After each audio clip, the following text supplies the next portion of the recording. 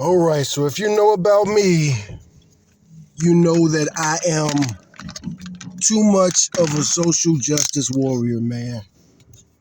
Always been conservative, always been blue collar, always been the dude, keep the streets clean. Hey, y'all, man, keep it clean. Hey, it's ladies in the room. Always been that type of dude. But I'm a social justice warrior as far as certain things. Those racist trolls, they be getting me, man. Those racist trolls in the comments, they get me. And people bashing women, them red pill dudes, I can't help it. I know I'm feeding their algorithm, but I got to roast them. And I got to argue with them. Well, today is completely unrelated. I'm going to put in the title because I will make this video 18 and up. Because I'm going to talk about the most brutal slave movie that I know of. It's the most brutal and it's the most accurate slave movie that I know of. Now, me, I know it's a lot of black people that's like, man, they be making slave movies, man. They be making slave movies, man. They need to not ever make another slave movie. I love history. I love studying the Civil War. I take great pride in knowing that one of my great-great-great-grandfathers, Hiram Revel Rhodes, fought in the Civil War for the Union. And he was the first black chaplain in the United States of America. And he was also the first black United States senator in the United States of America. Hiram Revels Rhodes. I'm not looking really good right now, but sometimes, especially in the summertime, if I'm working in the sun and my hair starts turning red, I really look like my ancestor Hiram.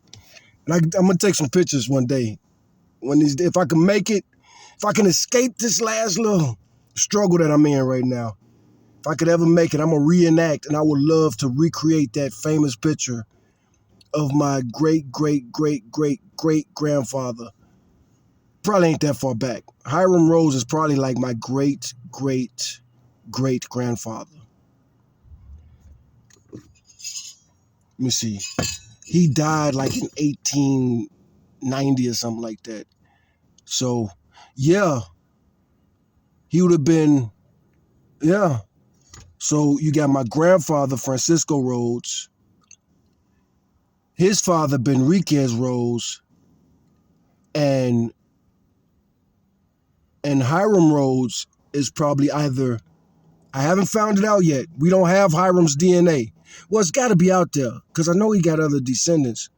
So Benriquez Rhodes, Hiram was probably either his uncle or his grandfather. But we got to keep doing research on that. But either way it go, I'm very proud of slavery. I love studying I ain't proud of slave. Well, everything in life is a gift and a curse. I don't hate slavery, and I'm not ashamed of my slave ancestors. I'm not ashamed that they were enslaved. I'm not ashamed of all they went through or all they endured. And all you dudes that are like, slave movies. I really don't like y'all, man. I really don't like y'all. But I'm born and raised in Chicago, so I'm not judging y'all because a lot of y'all grow up in these southern places. Now, I live in the South now, but I live in Texas.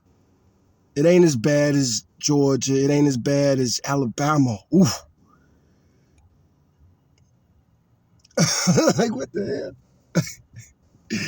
You're going to be in my video. But anyway, it looked like a TV screen. I was like, the hell am I looking at? But anyway, so yeah, I'm over here in the hood. I'm at the Planet Fitness. And a lot of times I'll be going to the nice Planet Fitness, but I'm at this Planet Fitness right here right now. Anderson Lane. North side, I hate being on the north side. But I'm doing Uber. And let me keep that door open too, because that breeze feels good. Austin, Texas, baby. But anyway, I'm about to do Uber all night. Don't try to catch me slipping. Don't do it. Don't do it. Man, don't do it. Don't do it. I'm telling you, don't do it. I'm anti-MAGA right now, so I don't want to have to, The MAGA dudes ain't the type of dudes to try to rob your car and stuff like that. So, you Austin dudes that be, doing too much meth and all that, and cocaine. Well, any meth is too much meth. I talked to a buddy that I was locked up with yesterday. I ain't talked to him in 20 years. I hadn't shaved. I just shaved and showered and everything.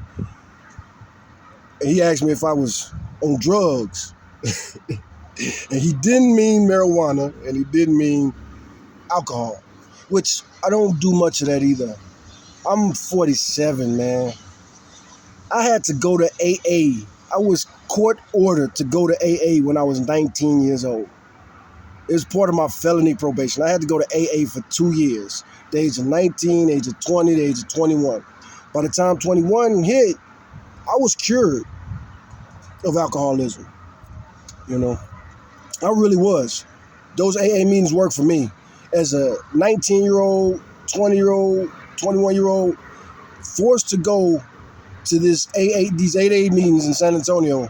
San Antonio at that, man. San Antonio drank, man. I don't care where you think you from. You think you from someplace that drink? Man, San Antonio drink. The only people that have beat the Mexicans drinking in San Antonio is these white people here in Austin. I don't care what race you are. I don't care. Like, black people be like, man, black people, blah, blah. Man, you don't know how crazy white people is. You don't know how crazy Mexicans are. So, no, black people. You are not drinking San Antonio Mexicans under the table. And you damn sure ain't drinking these white Austinites under the table. Not these damn hippies. Hell no. These hippies and these crazy rednecks. We got some MAGA around here. Not around here. Not around this parking lot. Ain't no MAGA in this parking lot right here. This parking lot right here. Ain't no MAGA here. This is Anderson Lane. Y'all better not come over here with them damn MAGA flags and Confederate flags. I'm telling you right now. Any Planet Fitness in Austin, don't do it. It's something you get away with. But not the ones that I open the door and I get to yelling. I can like yell something. I'll be like, no, no, no. Somebody I don't even know. Somebody who don't even know me, don't even know where I'm at or yelling at somebody. Row, row, row. And it's a party night. Saturday night, it's a party night. And it's going to be a lot of parties. Damn, I'm supposed to be talking about this gory movie, man. I'm autistic, man. It is what it is. And this ain't scripted or nothing like that. This is how we talk when we finally talk. But I'm going to talk about I'm going to still do it. I'm going to put something like ranting and talking about, so I'm not going to make this private. I'm not going to make this 18 and up. I'm not going to make this 18 and up because I did all that talking. I talked for 8.5 minutes. And now, if you don't like slavery movies, if you don't want to see the brutal, honest truth of what slavery was like, probably turn off right now. You might not even want to know the name of this movie. So this movie was made by the Italians, but it was made here in America. And it was made, it was made in 1971. That's when the Black Power movement was solid. And it's considered a blaxploitation movie. And it is really, because it really shows like what slavery was like. So it's a lot of black children in this video, or this movie. It's a lot of black boys in this movie. It's a lot of black children in this movie. Black pregnant people in this movie. Nudity is in this movie. This movie is sick. And I've never mentioned it. One of the reasons I've never mentioned this movie is because it's sick in like a pervy way. You know what I'm saying? Like dudes that are into like pervy stuff. And dudes who like, I'm going to talk about Here comes the adult subject and the adult topics. We're finna talk about some adult stuff right here. So, children, get out of here. If you're under 18, get out of here.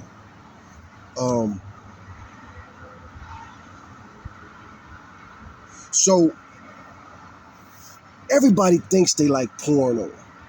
But the truth of the matter is, I think, I might be wrong. Maybe it is just me and my autism.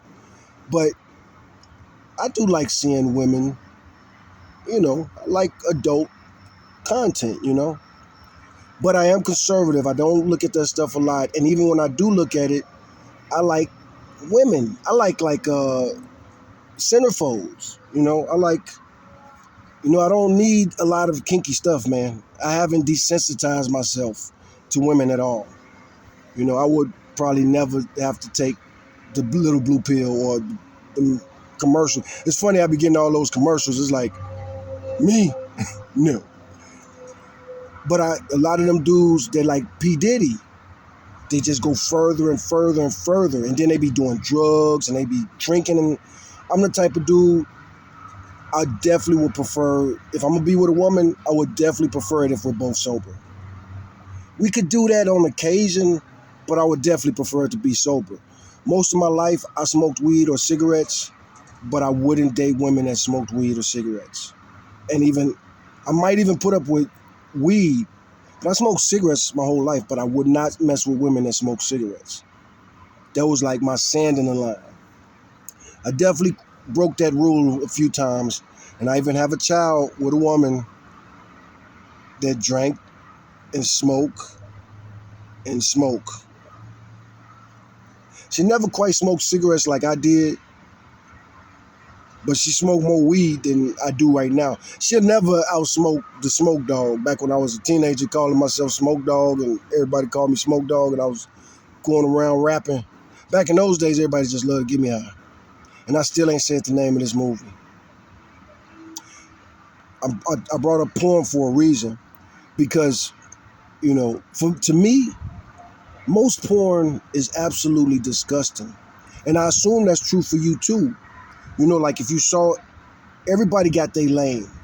And me, I'm vanilla. When I say I'm conservative, I usually mean, like I've read the Bible my whole life. When I was a little boy, I read the Bible. And then even when I started running with the GDs, I was on some religious stuff. I was like, we have prayers as GD. And I was like praying and, hitting my homies over the head with the Bible. It's funny. I'm not a Bible thumper as, like, I'm not preaching. I'm not evangelizing. But, like, somebody like talking about religion, bring up religion, I'm going to be like, well, I'm that guy. And I do believe in the Bible. I don't judge anybody or their lifestyle, because let's get that one thing first. I'm a Messianic Jew. I don't believe that Jesus was equal to God. I don't call him Jesus. I'm using that word for illustrative purposes. But it's a lot of things in the Bible. So, one, Jesus said, judge not lest ye be judged. Those of us that want to judge gay people, y'all really need to chill on out. Because you think you're judging gay people, and then you think you listen to that scripture and you're like, well, I ain't gay, so I'm judging gay people, and he says, judge not as you be judged. He might not judge you. You might not be gay, but you're judging people for their sexuality and their sexual whatever, breaking rules. How many rules did you break sexually? Especially if you call yourself a Christian. What did Jesus say? If you can't stop looking at a woman with lust, what you need to do. So I take the Bible seriously. So I really work hard to not look at women with lust. Anybody who knows me knows that. And it's always been like that. Like, I don't ogle women. My teenage years, okay, between the age of like 15 to 25, I went after women. But I didn't just ogle women. I wasn't going to ogle a woman. If I was attracted to a woman and I could look at her and I could get within earshot, I would try to talk to her.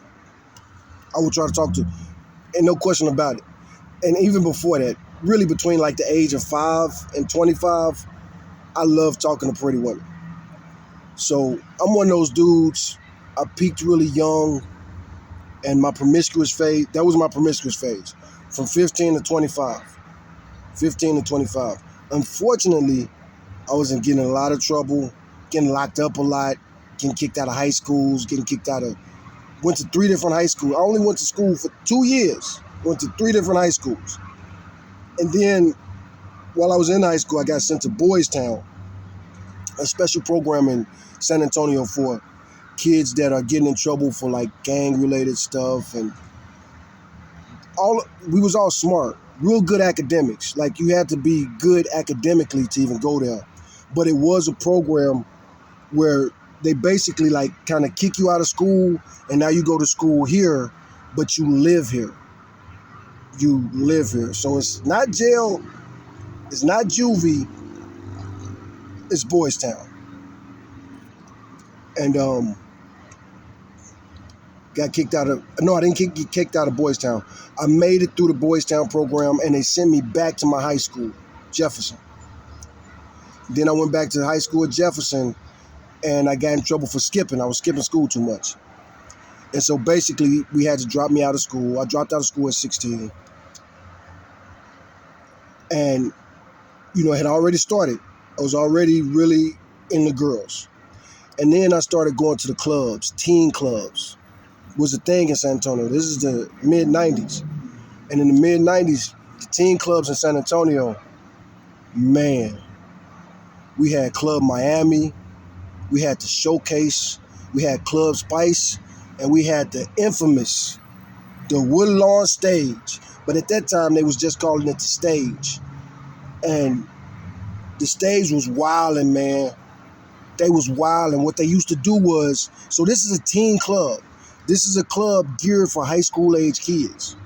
So they really only want you to be 14 to 18. They really, you know what I'm saying, 14 to 18. However, people like in their 20s and 30s would come there.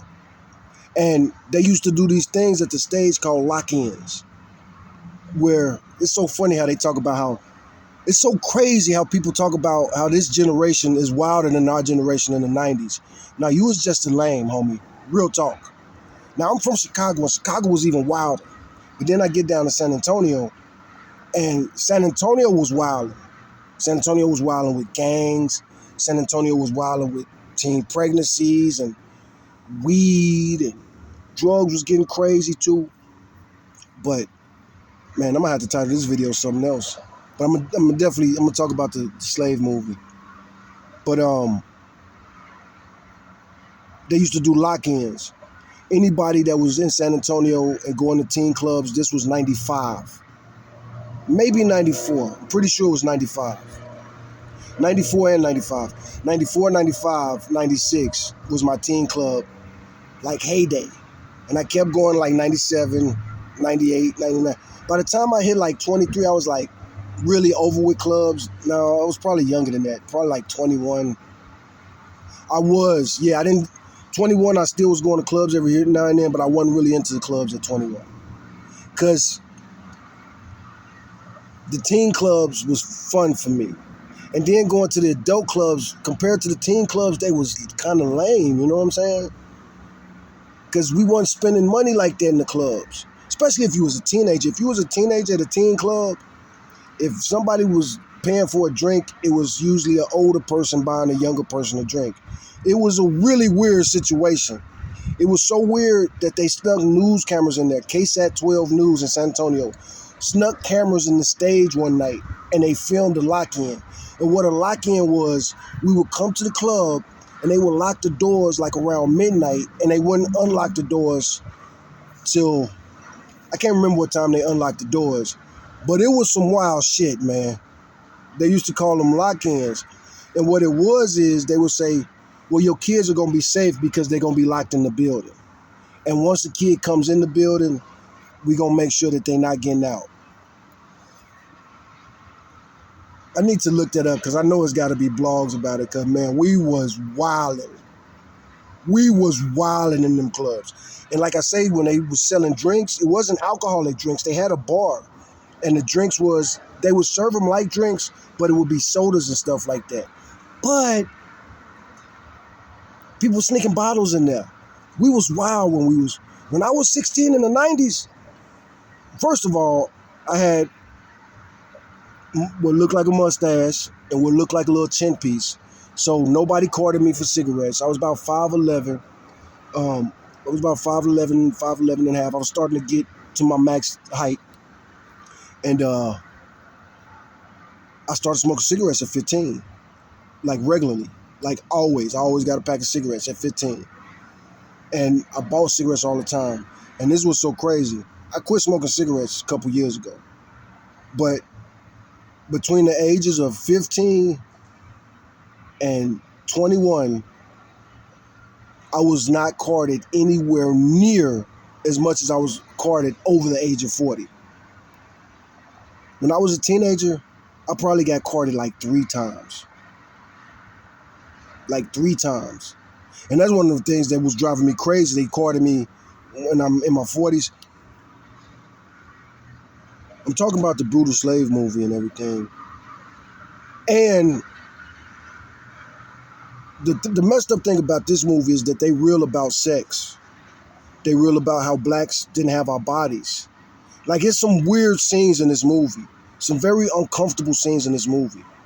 Django was very entertaining. I love Django. This movie, I only watched it once.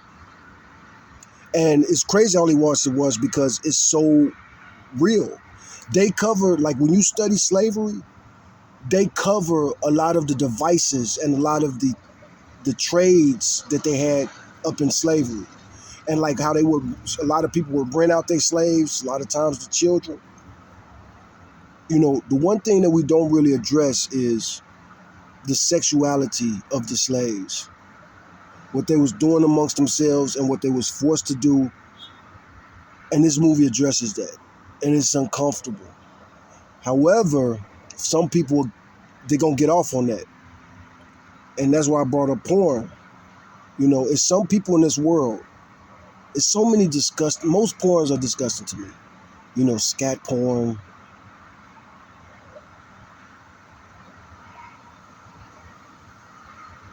The worst porn, though, to me, the most insulting porn, to me, slave porn. Some people get off on that. You know, I really don't have a problem with interracial couples. Hell, look at me.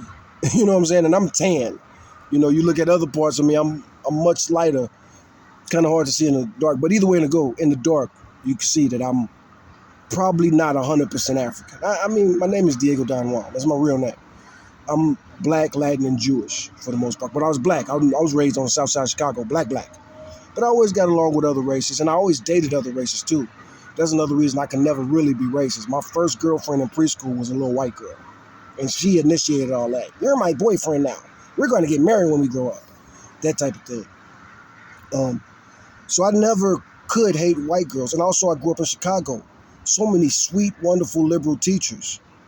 Some of the nicest people to me in my whole life were liberal white teachers, starting from the age of 3, 4, 5, 6, 7, going to schools and all that. And these women were so nice. And I'm in the hood. The hood is rough. Even my own mom is pretty rough. But these women that are, and I had dimples. And, I mean, I still got dimples, but they don't look cute no more.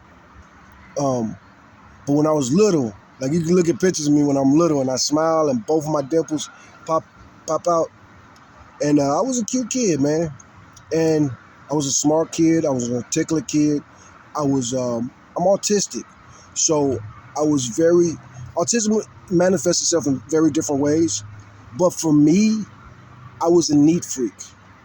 It's crazy when you look at me now. Now I could go days without shaving or combing my hair or cutting my hair. And I've been like that for like 10, 15 years. But when I was like a toddler, I wasn't like that. I was raised by my mama and my big sister. And my mama and my big sister, they don't really like me. They're not my biggest friends. And they will insult me. But I guarantee you this, they will tell you some good things about me. They will tell you that, you know, they got high expectations with me because I was so clean. I was a hygiene freak. That was one way that my autism manifested itself. And I loved cleaning. I loved housework when I was like 3, 4, 5, 6, 7. It was so bad that my great grandma used to always say, she old school. You know, my great grandma was born like 1909 or something like that. And when I was little, my great grandma used to say, "Stop letting them do all that shit. Stop letting them." She smoked cigarettes. She had that smoker's voice when I was around her. And she used to call me Dago. My name is Diego, but she loved to call me Dago. And she was being racist with it. She could pronounce Diego. My grandma can say plenty of Spanish words. I ain't gonna say she was fluent in Spanish. I don't know. I really don't know. But she definitely could say Spanish words. She was born and raised in Texas, man. Around here. Not far from here at all. Really not far from where I'm at right now. It's probably like 30-minute drive. Not now. It's a lot of traffic. About an hour and a half drive right now. But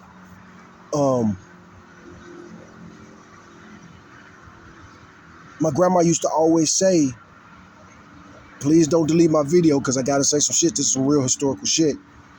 But yeah, YouTube, don't delete my video because this is real historical facts.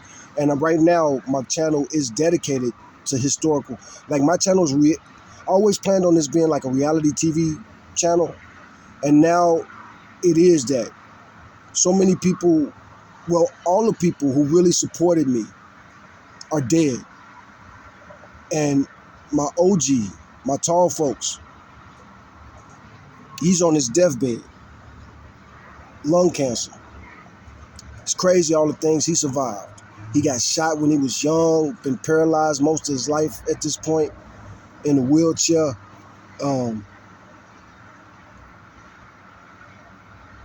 Nobody would have thought he would have died of lung cancer because everybody thought that he would have died gangbanging or shot or something like that, you know what I'm saying? Or in prison. Same with me. Not really, you know, almost everybody had high expectations for me. I went through a phase where I just wanted to bang. I got jumped a lot growing up in Chicago, and I think it's because I got so many girlfriends. And I used to go, you know, when I meet a girl and she gonna be my girlfriend, I don't care what neighborhood she live in, I'm gonna go see this girl. If she invite me to come see her, I'm gonna come see her. And a lot of times I would get jumped. And I got jumped, you know, I'm talking about like 6, 7, 8, 9, 10, 11, 12, 13. I got jumped a lot those years. And I wasn't interested in gangs or nothing like that, especially like 8, 9. I wasn't even thinking about it like that. But around 10, you know what I'm saying? It's like, one, I'm already gravitating, you know, in Chicago, you got to kind of like make the choice. And I'm already gravitating towards the G's. My favorite color is blue. I really don't like wearing red. And then the G's, man. I'm already crazy about the Bible. I've been reading the Bible. I read early, and I was reading the Bible ever since I was like probably 2 or 3. Real talk. I know a lot of people like, real talk. Real talk. I was probably reading it too. Seriously. Ask my mama, ask my sister, ask my teachers, ask, you know what I'm saying? It's documented. I was diagnosed. I was considered special education my whole life. I was in special education from kindergarten on up till I left Chicago Public Schools. I was, you know, that's the funny thing because people, a lot of time there, I carry myself, especially these days, as a nerd. But even when I was young, I carried myself as a nerd. Not really, because I was a boy. I definitely love fighting. I love wrestling. I love meeting people. People used to always kind of like trip out on how extroverted I was. That was the word they loved to say, extroverted. But I really wasn't extroverted. But I was attracted to people. And if I was attracted to them, I would go investigate. And if they'll talk to me, they'll talk to me. And that's one of the things, too, about racism. For certain ones of us, it's so heartbreaking. When I was 5, 6, 7, growing up in Chicago, everybody in the city loved me, man. Everybody in the city loved me. Old white women on the bus want to hug me and kiss me and give me candy, and old white dudes, I'm making people laugh and stuff, and they, oh man, he's an awesome little kid. Oh, he's so smart. Oh, everybody loved me. And then puberty hit. That was rough for me. Because I went from everybody smiling at me and everybody being cool with me to that Tupac shit, one of my favorite Tupac lyrics. And Tupac became like the only person that I could relate to, because now my mother and my sister are part of this situation too. But Tupac, one of his rhymes that always plays in my head. And if I did die young, who cares? All I ever got was mean mugs and cold stares. It's like a switch. Bam. 12, things are getting weird. 13, it's on and popping. The cops ain't smiling at you no more. Cops are looking at you like predators, like lions look at gazelles. You're the prey, and they're the predators. And these women, these sweet old ladies, now if I'm on the elevator with them, they clutching their purse.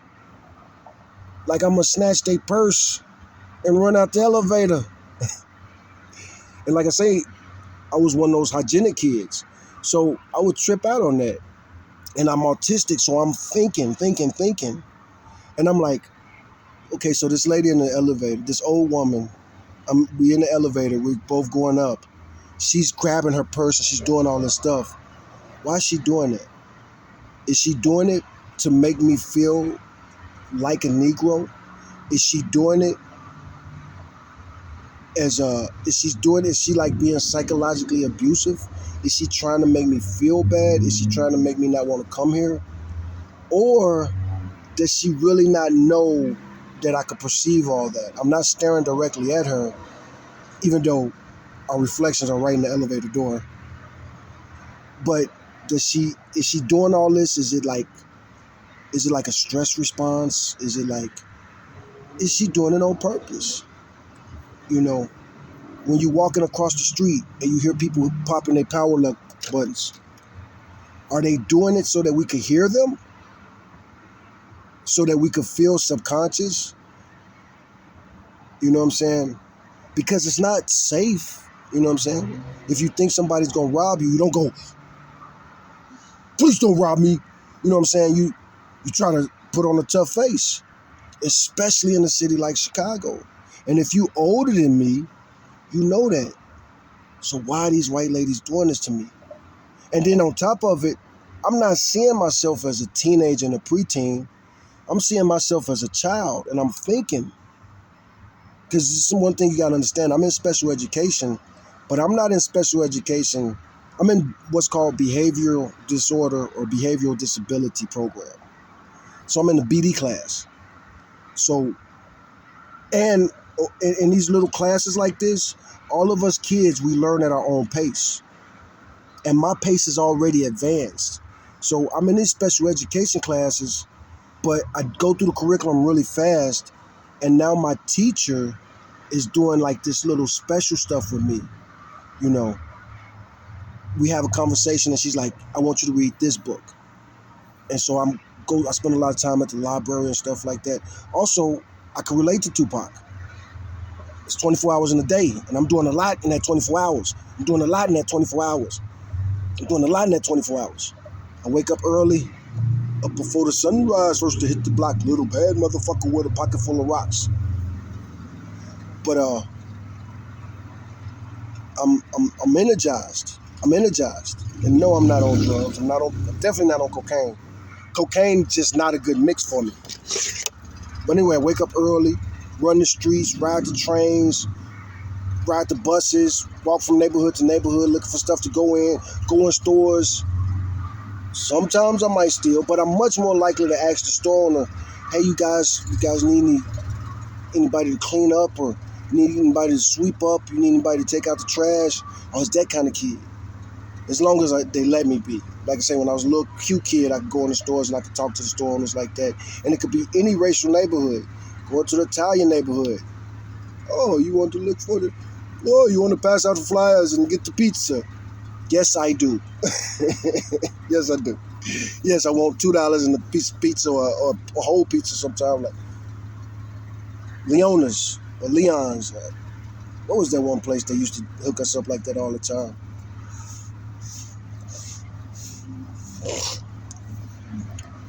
But anyway, you go from being a cute kid to, I didn't understand it at the time, but now that I'm a much older man, I understand it. I'm a threat. afraid of competition. As a little bitty boy,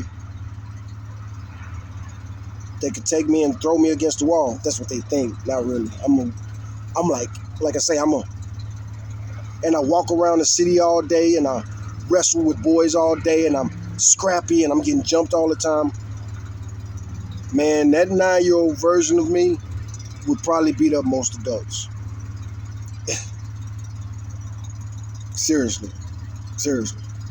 Like, you get a hold of me, and it happened. It happened. I didn't beat up adults. I had a lot of respect for adults, but I definitely beat up older kids at school. I remember the first time I fought a big kid when I was going to Stone Academy.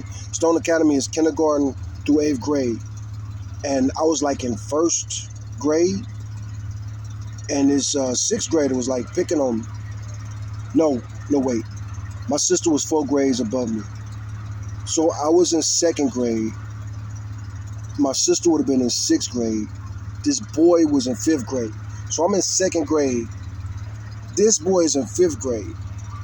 And I used to tease him and his brother and run and hide behind my big sister. And people were scared of my big sister at that school because she beat up a teacher. And boys. She beat up boys all the time. It's so funny, man. It's so funny. I be listening to these red pill dudes talk about, the only reason that girls be beating up guys is because guys won't hit them. Man, I guarantee you, man, no matter who you are as a red pill dude, I could find a Chicago chick that will beat your ass. Even that Bradley Martin dude. She gonna be your size. She gonna be at least 250. Now, Bradley Martin, we gonna have to get a 300-pound woman that know how to fight. A 300-pound ghetto chick that know how to throw them things. Of course, she would have to be down for it, have to sign everything and all that. But like I say, all these red pill dudes who just talk about how women are weaker, no, nigga, y'all from weak places. You wouldn't say that if you was I'm from Chicago, but I'm going to name places that's outside of Chicago. You wouldn't say that if you grew up in the Bronx. You wouldn't say that if you grew up in Brooklyn. You wouldn't say that women are weak just because they're women. You wouldn't say that if you grew up in South Central. You wouldn't say that if you grew up. I mean, it's possible you could grew up there, but you didn't spend a lot of time in the streets. It's funny. It's this one red pillar. And I shouldn't say I'm not going to say his name. Fuck that dude. But it's this one red pillar, and he's a big red pillar, and he's one of the first black red pillars, and he is from California. You know what I'm saying? But he a buster. He one of them red pillars that hate black women. How could you possibly be from California and not being a black woman? Like, bro, have you ever been to LA? Have you ever been to LA? Have you ever been to San Diego? San Diego, LA, Oakland, San Francisco. This dude that I'm talking about, I think he's from LA, man. But he hate black people for some reason. And he tells a red pill story. I wonder if I got it on one of my hard drives one place, because he took it down now. But he used to tell the story about how he got beat up by 2 girls. They beat him up, and he was trying to fight them, and they beat his ass. I hope I do find that video. He can't sue me for copyright because he took it down, and I got it now. If I find that video, I'm going to put that up. I'll say his name then. Make a compilation of all the times I recorded him telling that story. And then black girls beat him up. That's why he hate black women, sisters. A lot of these do. And not just him. It's another popular red pillar that hate black women. He told the story too. He grew up in Philadelphia. And a lot of y'all gonna know exactly who I'm talking about this when I talk about this. But he talk about, he got a YouTube channel. And he's been banned from YouTube, but he always come back. He's a tech guy. Y'all ain't gonna never be able to keep him off of YouTube, I promise you. And even if you kick him off YouTube, he got so many followers, and he got the type of followers, they're gonna be re-uploading them. You better off letting him have a channel instead of letting him have a whole bunch of fan channels. But this dude was born in Philadelphia, another place. Like, bro, how can you grow up in Philly and not be attracted to black women? I remember the first time I drove through Philly, I was a trucker for many years. And I never liked going to, the first few times I went to Jersey was cool just because it's like, ooh, I'm going to Jersey. But after I had been going to Jersey a lot with this one company I was with, I couldn't wait to cross that bridge into Philadelphia. But I know the first time I drove into Philadelphia, and it was like during the day, and I had to like drive through traffic, and I had to actually, I don't know why, but I had to go through downtown Philadelphia in a big rig. And I don't remember why I had to go through that. I had to take that route. But I took that route through downtown Philadelphia, and I ended up like driving through black neighborhoods and everything. And I'm just like, I'm looking around like, what the hell are all these gorgeous ass, beautiful ass black women just walking around? And they not just walking around, but they walking around looking fine. And this is 2002. So this was before the ridiculous weave era. They had weaves, but the weaves looked nice. Especially while I was driving. Like I say, these black women were so beautiful in Philadelphia. Anyway, back to this red pill dude. And I'm going to put a timestamp for the movie. Now I'm going to have to do a separate movie. I'm going to have to do a short. I'm going to have to do a video short after this. The movie is called Farewell Uncle Tom. But the French, it's an Italian movie. So the movie is Addio Tom in Italian, in Italiano, AddioZio Tom. And that's the most brutal slave movie ever. What story was I telling, man? I forgot. Put in the comments if you want me to finish. I think I was about to tell a good story. I was about to tell a good story, wasn't I? It'd be crazy in the video if I was like right in the middle of telling a good story. But I've been recording a long time, and I got to go make some of this Uber money, and I got to go to this taco truck before they close. So, but yeah, Goodbye Uncle Tom. That's the most brutal slave movie. It's perverted. I was just going to tell some girl stories, man. I was talking about like dating and stuff, wasn't I? I don't really want to talk about my dating experience yet. Not till I get more subscribers. Because them red pill dudes don't deserve it. That's what I was talking about. The red pill dude from Philly. He got teased by black women all the time. He got teased brutally by black women, he says. He said he grew up in Philadelphia and they teased him so horribly because he talked like a white boy. I've gotten that too.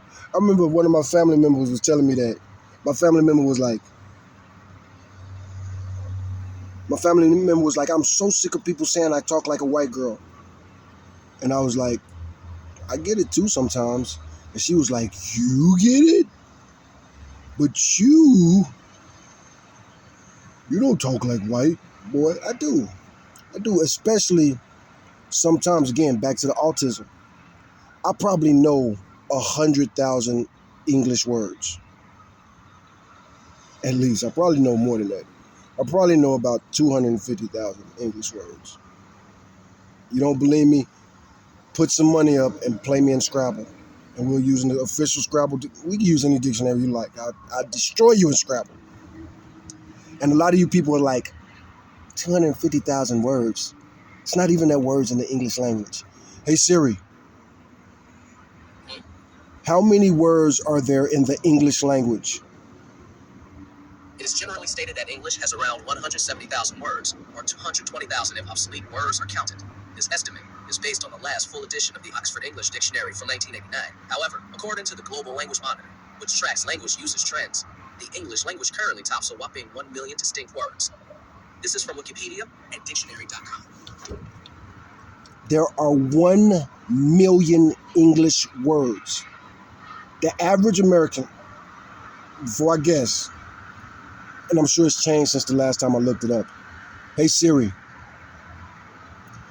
how many English words does the average American know? According to various estimates, the average person knows about 20 to 35,000 words in English. This is from Promova.com. And this is why I'm so confident that I would destroy anybody in Scrabble. The average American knows 20,000 words. If you know 20,000 words, you are stupid. You're stupid. There are 1 million English words. You guys just heard that. 1 million English words. And then there's certain words that have so many definitions, and we change it all the time. I was about to say one. Let me think of. I don't want to use a word that's gonna get me banned or get this video deleted. What's a word that has like 100 different meanings? The N word.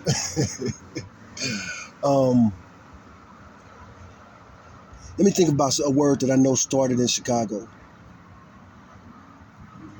Joe. That's a good one. Joe. Joe. Oh no. Mo.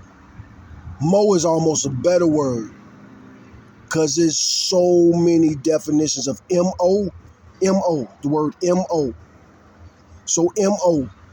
M-O means so many things, especially if you take it in context of Chicago. So the first Mo that you would think of, like when Chicago's be like, what up, Mo? Say Mo. Look out, Mo. Like you talk about like from the 60s and the 70s when they were saying Mo, and we talking about like Four Corner Hustlers and Jeff Ford's boys and all them. Mo is short for more. M-O-O-R-E. Historically, the Moors were a special black genetic race of Africans that were like, the Moors is so complex because their history, we're talking about like 1,000-year history of the Moors. And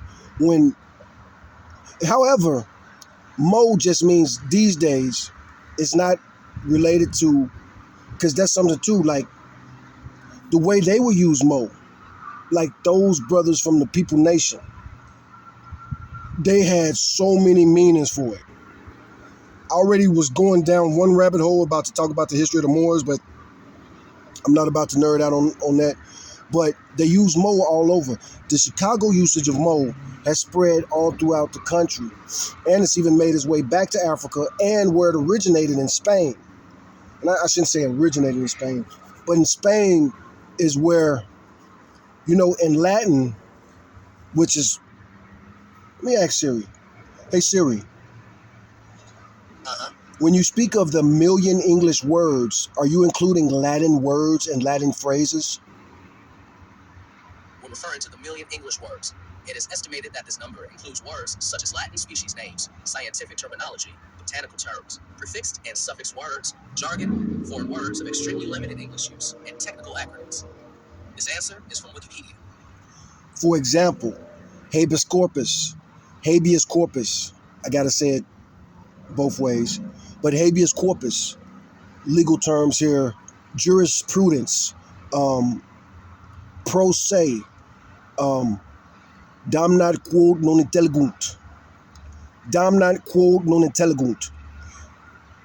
When you study the English language, there are about 140, I don't know I might ask Siri in a second here. Siri's gonna give me a long answer, but I'm thinking about when I used to read dictionaries in jail cover to cover. So anyway, so they mentioned the Oxford English Dictionary. My favorite dictionary, I like all the dictionaries. I like Webster's Dictionary, I like Oxford English Dictionary, but my favorite dictionary is the American Heritage Dictionary. And in the back of the American Heritage Dictionary, when I was in prison, I used to buy dictionaries all the time off of commissary, and I would wear them out. You wear them out. You'd be flipping through them, and then one day it'd just fall in half, then it'd keep breaking. But anyway, the American Heritage Dictionary that they were selling on commissary, in the back section, they had a whole bunch of language uses. And on the back page, they had either 140 to maybe 200 Latin phrases that everybody should know. One of my favorites was damnat quod non intellegunt. I know I didn't say that properly, but it translates to they condemn that which they do not understand. They condemn that which they do not understand. That is an ancient Latin phrase, and it's ancient Latin wisdom. I'm going to try to get Siri to pronounce it because I know I didn't, and let me close this door so we can actually hear it very well. Hey Siri, Hmm? they condemn that which they do not understand. What is the Latin saying of that? Okay, I found this on the web, for they condemn that which they do not understand. What is the Latin sign of that? Check it out.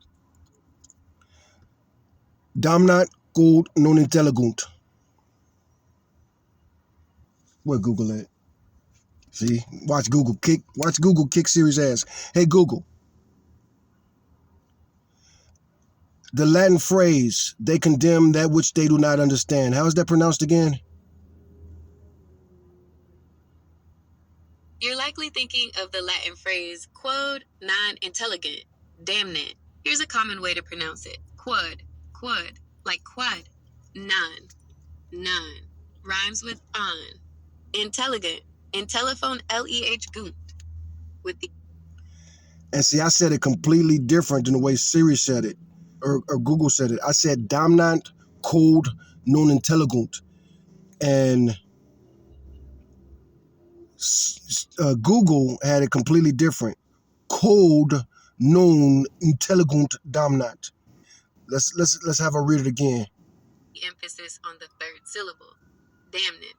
Dachnant, with the emphasis on the first syllable. So putting it together, it sounds something like quod non in telephone dach emnant. Save this because I want you to help me practice that. That's my favorite Latin phrase. To do that, you'll have to unlock your phone first, then try again.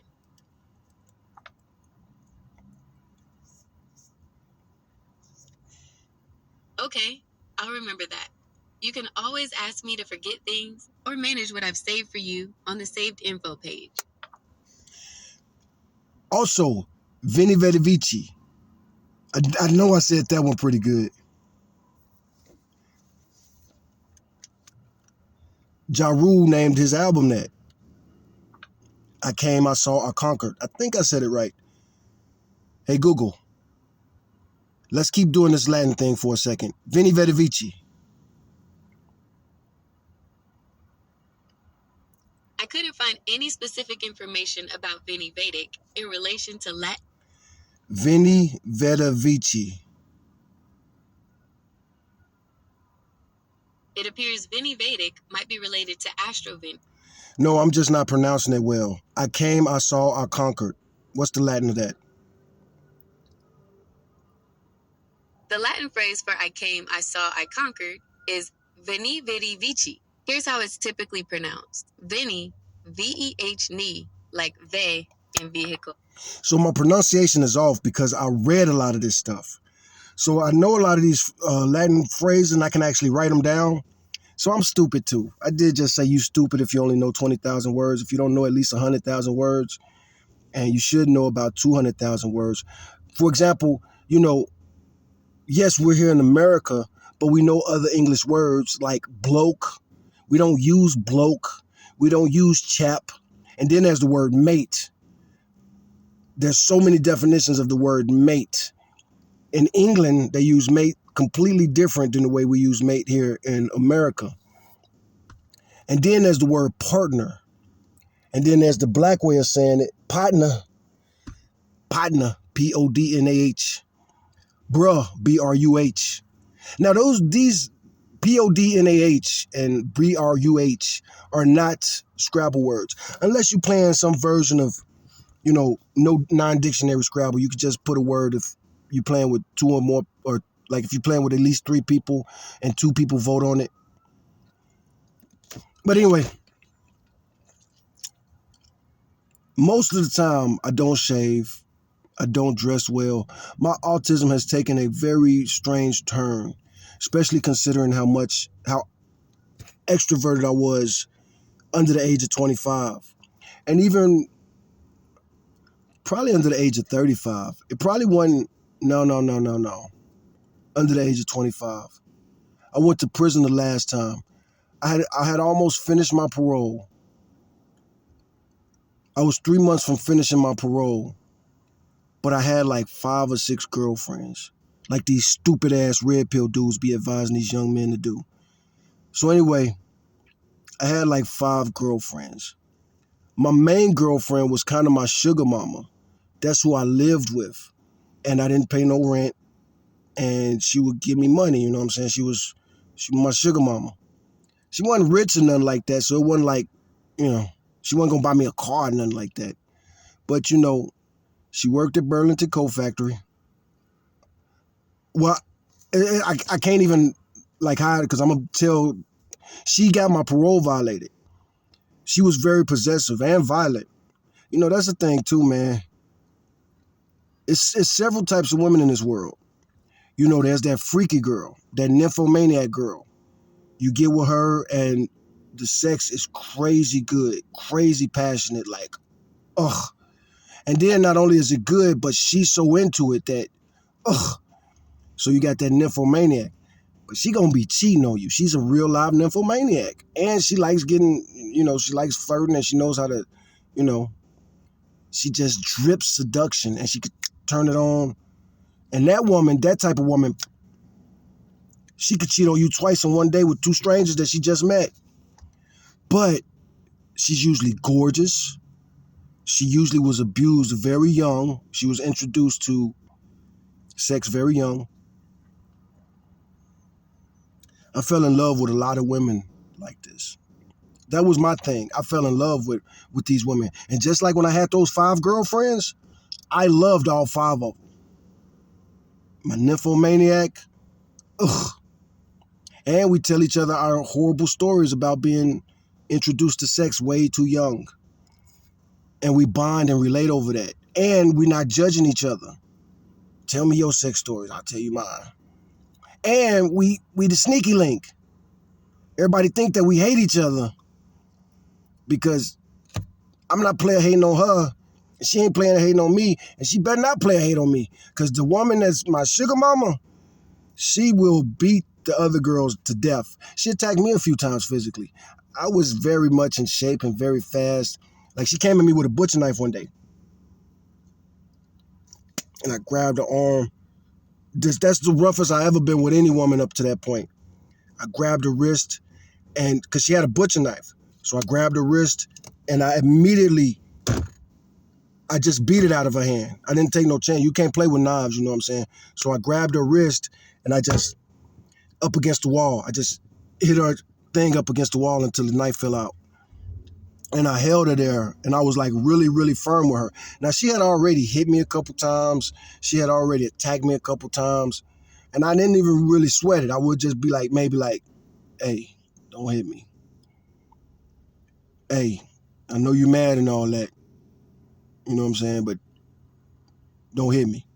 I'm not going to hit you, but don't hit me. And don't take advantage of the fact that I don't hit girls. Don't hit me. Because I won't hit you, but I will spank you. This was a phase in my life where I was spanking my girlfriends. Spanking them. For discipline. But I didn't do it all the time, and I didn't do it often. And in a situation like that with that girl right there, I wouldn't spank her in those situations because it might lead to angry sex, makeup sex.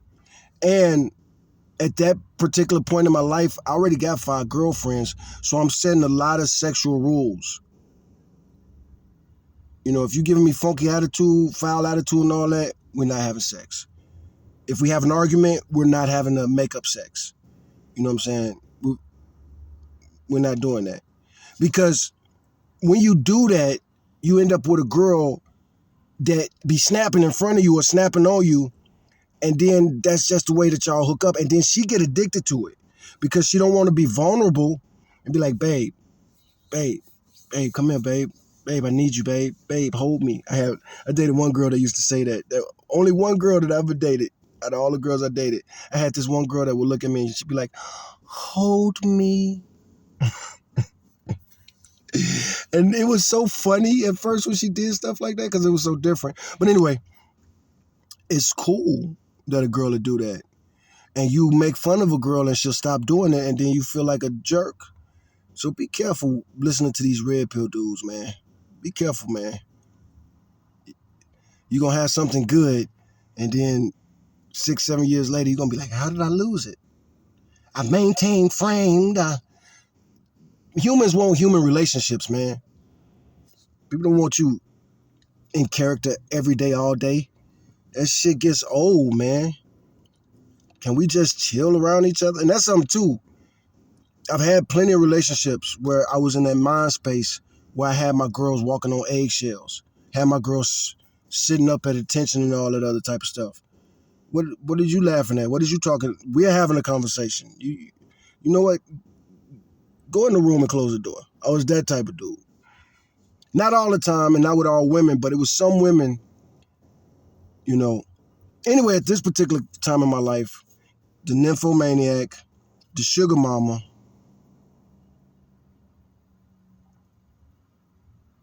dang, I can't really. So I'm gonna phrase it like this: the nymphomaniac, the sugar mama, the light-skinned college girl, the girl that lived downstairs from her, the light-skinned college girl was my main girl. These two girls were my main girls. The girl that I live with is my main girl. The light-skinned college girl is my main girl. They both are my main girls, and I both like them a lot. I like them a lot. They don't even know how much I like them. And I like both of these girls because they're both very, like, as the red pill dudes would say, they're very low body count. So they don't have a lot of bad habits that they picked up from dudes that are nothing like me. They're just pretty much sweet girls.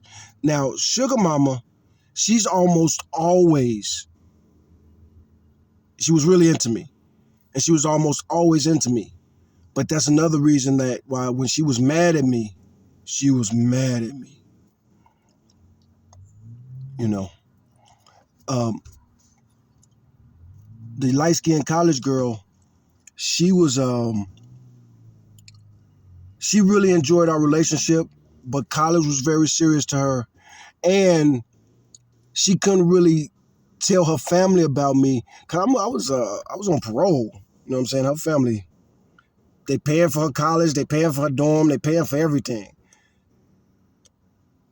It took a while for her to tell them about me, but she did tell them about me eventually. And then I had a couple of other girls that was too far away to really be considered my girlfriends. But if I had time to get out that way, or I start going to certain things on other sides of town, check out some girls that I knew from back in the day, all that type of stuff. Girls that, you know, those relationships, like every time we see each other, you was my girlfriend in high school, so every time we see each other, we gonna make some time for each other. But I'm a young man. I'm 23 at this time. Am I 23 or 22? I'm 23. I'm 23 for sure. I'm 23 at this particular time. And again, I'm 47 now, and I be watching these red pill dudes giving their dating advice and stuff, and they be like, girls don't like nice guys. I was nice. I was always super nice to my girls, like too nice to girls. I was so nice to girls that dudes would be mad. Them red pill dudes, that's a mentality. And it's always been dudes like that. And I hung out with lots of dudes like that.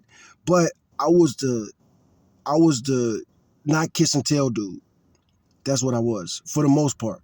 I didn't kiss and tell. Even all these girlfriends that I'm talking about, you know, they was all compartmentalized. I see them where I see them. So I got the nymphomaniac. I got the nymphomaniac, the sugar mama I live with, my college girl.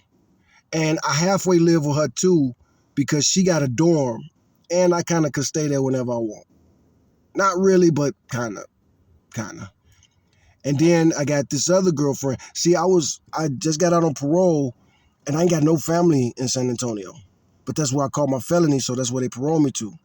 So I was kind of a hobosexual. There's different types of hobosexuals.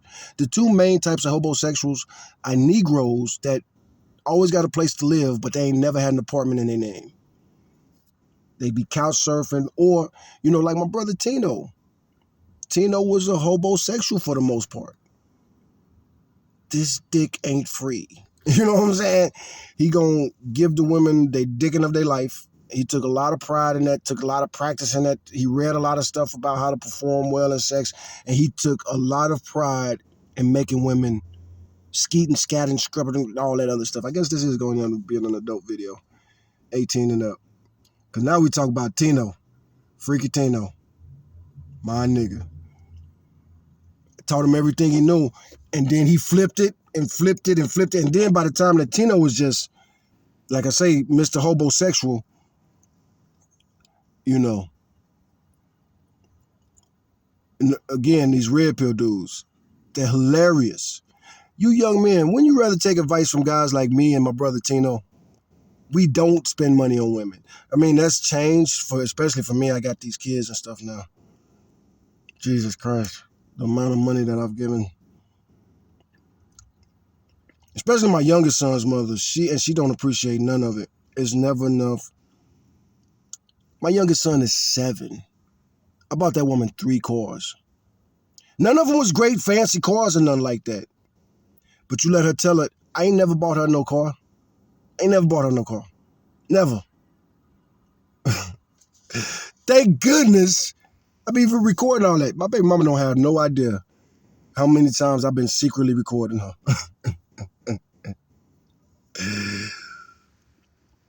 She have an idea. Every woman I mess with have an idea. Because I caught this false conviction. Sugar mama. Okay, so sugar mama was possessive. Sugar mama was violent. Sugar mama would get crazy sometimes. And every now and then I'd be like she would say something to me and I'd be like, I'm gone, man. I'm gone.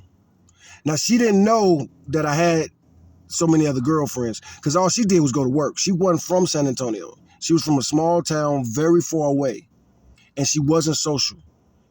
She probably socialized at work and all that, but not even really. She wasn't a nice person. She was not a nice person, and I didn't even know that for the longest because she was attracted to me very strongly. So she was always on her best behavior except for when she was really mad. Or, like I said, I'm going to make this 18 plus video. Now, I'm totally not this type of dude these days. Hell, I'm pretty celibate these days. But back then, I used to do this thing called dick restriction. I'm already sleeping with 5 different women. So if I have a girl that's just not acting right, I would tell myself, okay, 3 days, no sex. No sex. I'm not going to touch her. I'm not going to. And this particular girl, we sleep in the bed every night.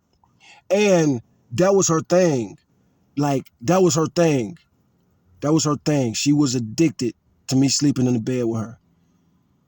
Like, that was one of the things that she used to snap on me early about. Like, I would want to stay up and maybe be in the living room smoking or watching a movie or maybe watch the news because she didn't like the news. So, like, I might want to stay up late and watch the 10 o'clock news, and she would get mad about that. She would get mad about that. Like, mad. You know what I'm saying? And it was that whole story. Anyway, I would threaten to leave her sometimes, and not even threat. The times that I was talking about leaving her, I was really finna leave her. And this woman would go crazy. She would go crazy. She would grab on me and pull on me, and she'd be like, no! And that was the funniest thing about this woman. Because she would be so mad, and she'd be so mean, and might even get to throwing stuff or might break something of mine. And that's when I'd be like, all right, yeah. And she would go from being, I hate you. And then I'd be like, all right, I'm out. And she'd be like, no, don't leave. And she'd like jump on me and dive on me. And I'm not saying this to brag or nothing like that, because it was shocking. It was shocking. And like the first time she did it, I just stopped because I was like, it just caught me off guard, the way she flipped from just being, yeah, to no, don't leave me. She's coming across almost threatening, and now she's acting completely terrified and scared. That complete contrast like that, it was so jarring to me. And I never had a girl, well, that's not, I never had a girl beg me like she would. Like I say, she would jump on me and she would hold me and she'd be like, no, you're not going to leave me. And the first time I did it, like I say, she just stopped me in my tracks. And I was like, and she was crying and everything. And I was like, are you serious? You know, because she was like, I'm going to change. I'm going to stop snapping on you. And I do be, you know what I'm saying? That type of stuff. And I fell for it. And I felt for her. And I was just like, does this woman really love me? You know what I'm saying? No. The answer is no. The answer is no. That's possessiveness. We're all adults now and we know that. That's possessiveness. That's usually not love. She was attracted to me and she appreciated my sexual performances and she loved to show me off and she loved to brag about me. But she really didn't like me, you know what I'm saying? We didn't like none of the same stuff. She was a very simple country girl. She had like 3 video cassettes and we would watch them. She wanted to watch these like at least once a week. One of them was Face Off, the movie Face Off. Face Off. Nicolas Cage and John Travolta. And I'm not that dude that want to watch the same movie every week. I mean, it's been like that for a couple movies, but even then, I watch it 3, 4, 5 times and I'm over it. Boy, I don't remember how long I think I was living with that girl for like 6 months. And she wanted to watch that movie a lot. But here's the thing, I wanted to watch that movie. Because the other 2 movies, one was like Steel Magnolias. I don't know if that was the movie or it probably wasn't Steel Magnolias because I'm pretty sure I think it was Steel Magnolias. But I just would always fall asleep on it. But it was some movie like that. Like it was some long chick flick that I can't. At the time I couldn't. At the time I really couldn't. You know, just like The Notebook. There was another phase in my life where I was really looking for love. So I was just dating and on the dating sites all the time. And I don't remember what year it was, but this was a while ago. But I remember like I'm that dude that read profiles. Before I send that first message, I look at a woman's profile and if it got something to read, I'm gonna like it better. I'm very different from the red pill dudes. Like these dudes do be wanting stupid women. They do be wanting, you know, I've had women yell at me. I've had strange women that I don't know, talk to me on the streets and be like, oh, you like your women barefoot and pregnant, don't you? And I didn't even really understand that. I've heard that phrase my whole life, but I never really understood it. It'd be like, why would I want my woman barefoot? Why would I never said it out loud to one of those situations, but I know my brain would always go like, why would I want a woman with dirty feet? Like she would get in the bed with me and her feet would be dirty, like barefoot and pregnant. Why barefoot? At least wear some slippers, wear some socks. Like, no, barefooted? Like, no. Because I was a very urban city kid. And even if I would run around barefooted, I used to, when I was a real little boy, I used to play in the alleys a lot. And I used to run out into the alley barefooted. And I used to cut my feet a lot. I used to step in broken glass a lot. And that's another reason that I became like a shoe freak. Like, I always wear shoes to everything. If I'm walking in water, I want on shoes. But now I'm in the barefoot phase again. I wear barefoot running shoes and all kind of. But anyway, boy, did I digress. I digress so much, I forgot. Oh, Mashana. Yeah, I'll say her name. Say her name, say her name. She got me violated. And I don't think what she did to me would work in 2025. She used to always threaten me. It was like a joke to her. And I probably laughed the first time she said it, but this was her joke. I'm on parole at the time. If you ever cheat on me, I'm going to get your parole violated. If you ever leave me, I'm going to get your parole violated. She used to joke and say that. She said that shit regularly. That was her joke and that was her threat, you know what I'm saying?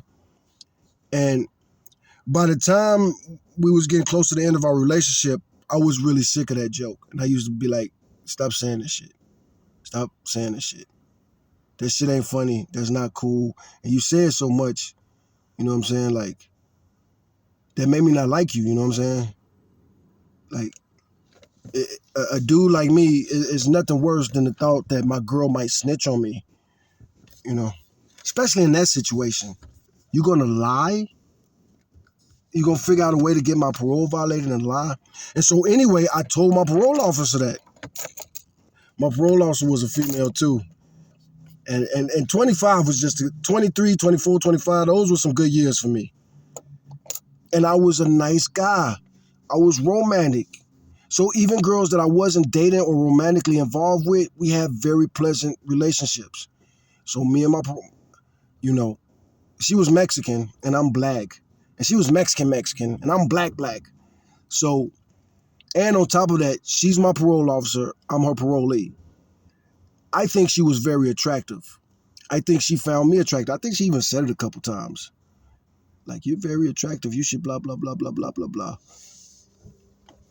And also, like, the girl situation. She was my parole officer. She knew. She knew I lived with a woman because she had to know exactly. She had to do home visits. She met her. They had conversations before, and that was a funny thing, too.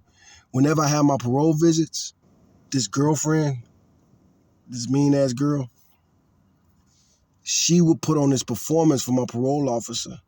Like, she would bake cookies and have on an apron and all this other stuff. And she'd be like, hi, welcome to our house. And would you like something to drink? Again, these are Texas girls that I'm messing with. And some of them are country girls. So she would do that Southern hospitality, that fake. These women are mean. A lot of those women that do that, hi, welcome to the house. As soon as everybody leave, they like, look, motherfuckers. And there's so many Texans that know exactly what I'm talking about. Oh, hi.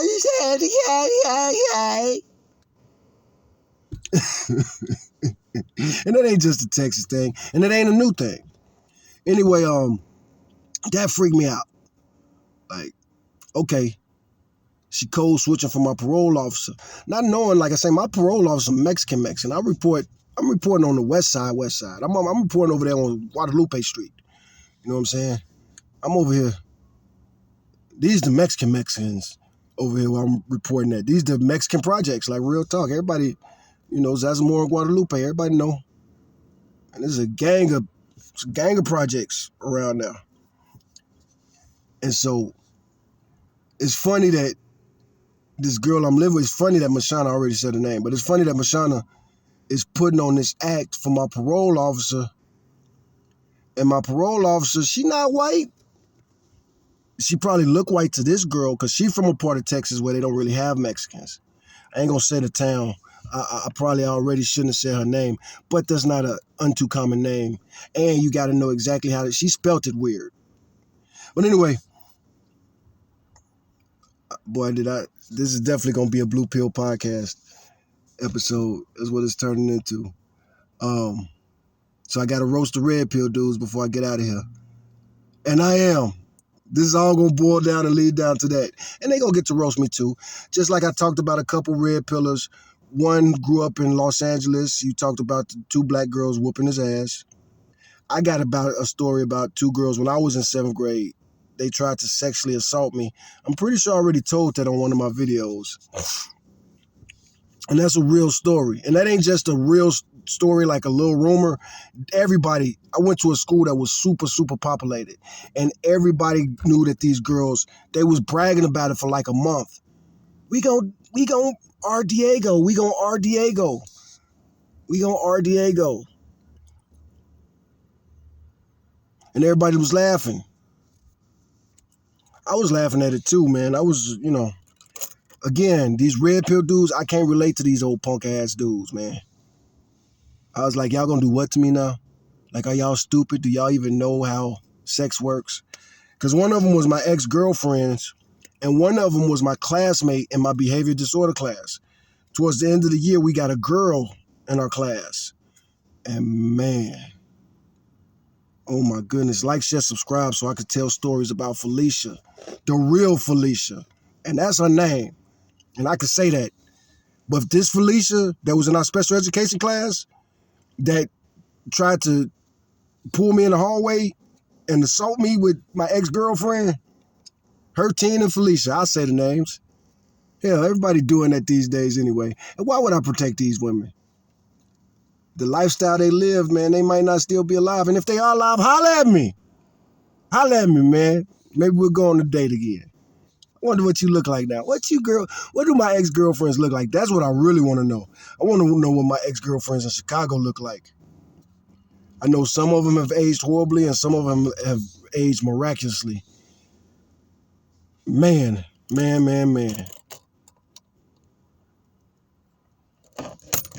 I need some eye drops. That's why I'm blinking like that. But back to Mashana. It's so many stories I could tell with Mashana, but we're going to skip all the way towards the end. So the second time I tried to leave her, I can't remember what we was fighting about. And I can't remember, it might have been that knife incident.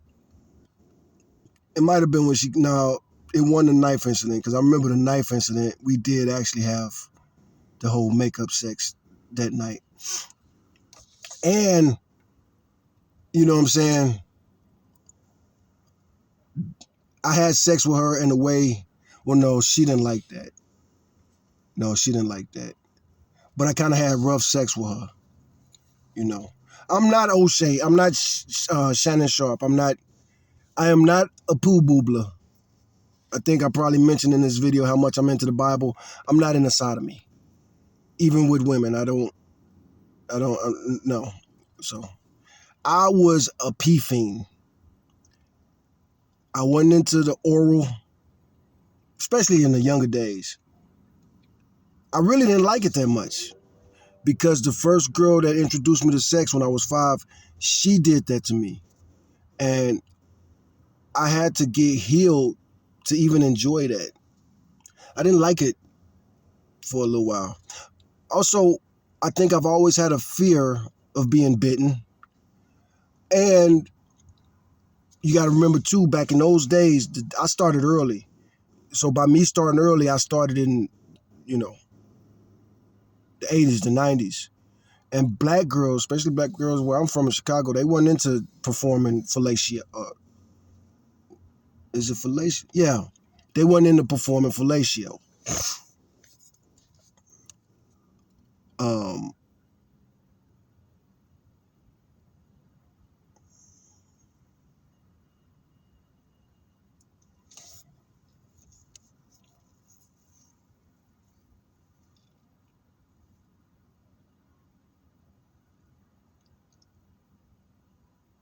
Where we at in this store? I gotta open the door again. It's starting to get.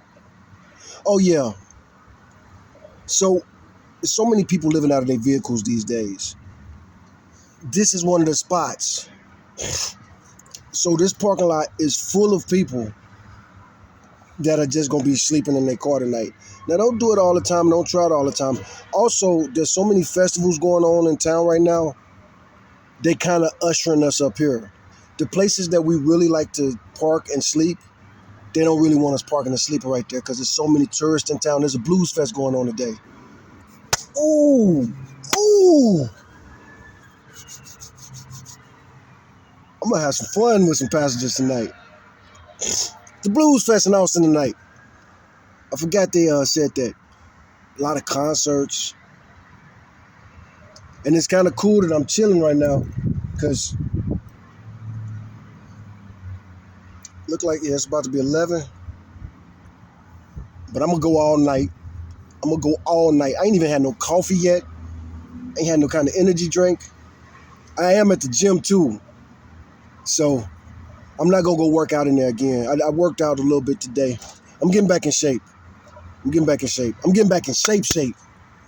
These maggots. Y'all want to fight? Well, we gonna fight.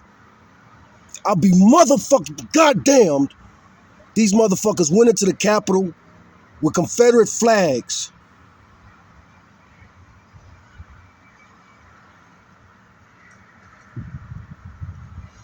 These motherfuckers went into the Capitol with Confederate flags. Most of the country voted for them. Trump pardoned them as soon as possible. And I'm a nigga that ain't cool with that shit. I don't play that Confederate flag shit. For real, for real. I've been holding myself back, trying to keep my trucking job, trying to keep my money. But you know what? The money's gone now. I'm in financial trouble. I'm at this place where it's like share, subscribe, send me some money.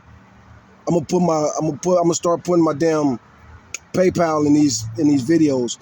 Please help donate to me so that I don't feel like I have nothing to lose. I can't let these maggots provoke us. But this is Austin, Texas, man. This is a mutual combat motherfucking city, and it's a liberal city. So that's the main reason I quit my trucking job, man. The last day that I walked out on my job, because my job, they hired me to be a Southwest Regional CFI, the motherfucking trucking company. They hired me to be a Southwest Regional driver, and they kept me on the East Coast. And I got so many messages. I told my recruiter over and over again, I do not want to be on the East Coast, especially on the winter. I haven't been over the road in like 5 years. I don't want to spend the winter because I drive really hard, and I'm that type of dude. Weather's not going to stop me. If it's snowing, I'm going to drive. Unless my company say shut down. Hell, even sometimes my company will say shut down. I tell them to go fuck themselves. It's okay. I got this. I see this. I done driven in this shit before. And the company ain't going to get mad at you if you tell them to go fuck themselves and you get that delivered earlier. You just made them money, and now they can give you another load. And they need drivers because it's a shutdown. And your crazy ass is willing to drive in blizzards and mountains. And it ain't so much that Look, here's the thing. If I'm in this truck, I don't want to just be fucking sitting in this truck. And then on top of it, they kept sending me to the East Coast. So now if I'm just sitting, I'm sitting in fucking Jersey in the fucking winter. I'm sitting in fucking North Carolina in the fucking winter. And they just found a motherfucker, 19-year-old trucker he's not from Chicago. I find out now that he's from Naperville, but it's still Chicago. Naperville, fuck that shit. I ain't one of these Chicago niggas that, if you ain't from close to my zip code, you ain't from Chicago. Nah, nigga, I'm from that part of Chicago, but love for Chicago, the suburbs, Illinois, all the way to Wakanda, Illinois. That's a real place, motherfucker. Motherfuckers be talking about Wakanda ain't real.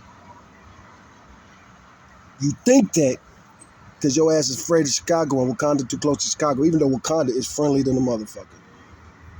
I wouldn't mind. I don't really want to live in Illinois. I am conservative in a lot of ways. I am a little too conservative for Illinois as far as like a lot of the Illinois laws and taxes and the lack of freedom.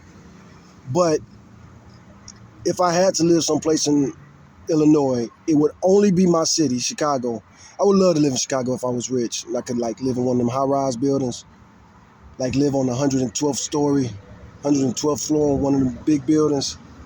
That's my dream, like a penthouse, and you look out the window and you can see the whole city, get your little telescope right there. I was such a wild, adventurous kid. I've been in a lot of those penthouses.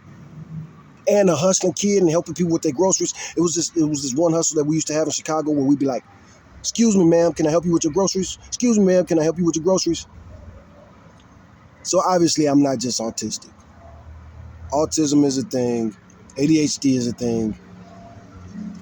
And yeah, manic depressive. And here's the mania.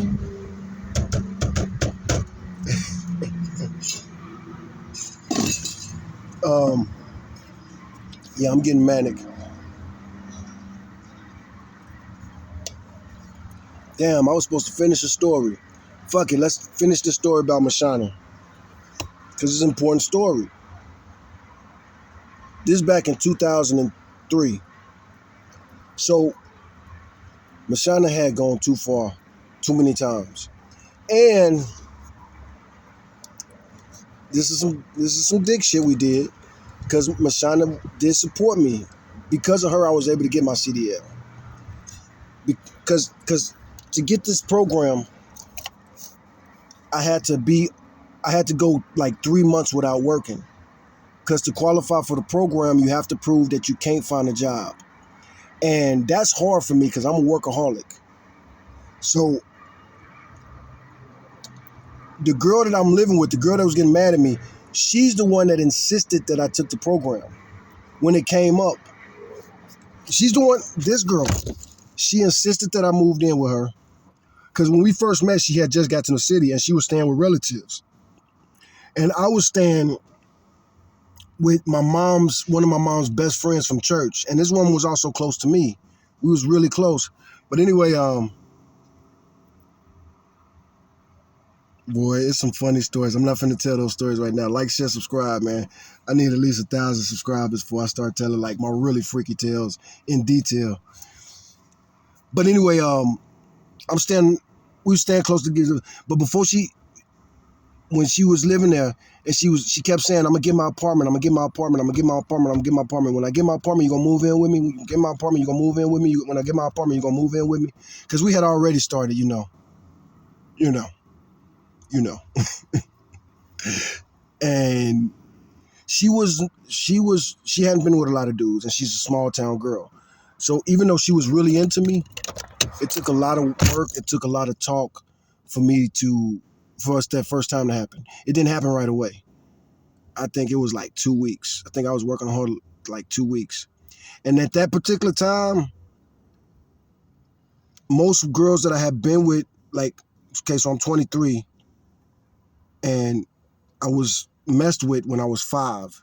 So from 5, the problem about being abused like that as a boy, like all these red pill dudes, I've talked about in the red pill, many groups, many sections, and these red pill dudes, oh my goodness.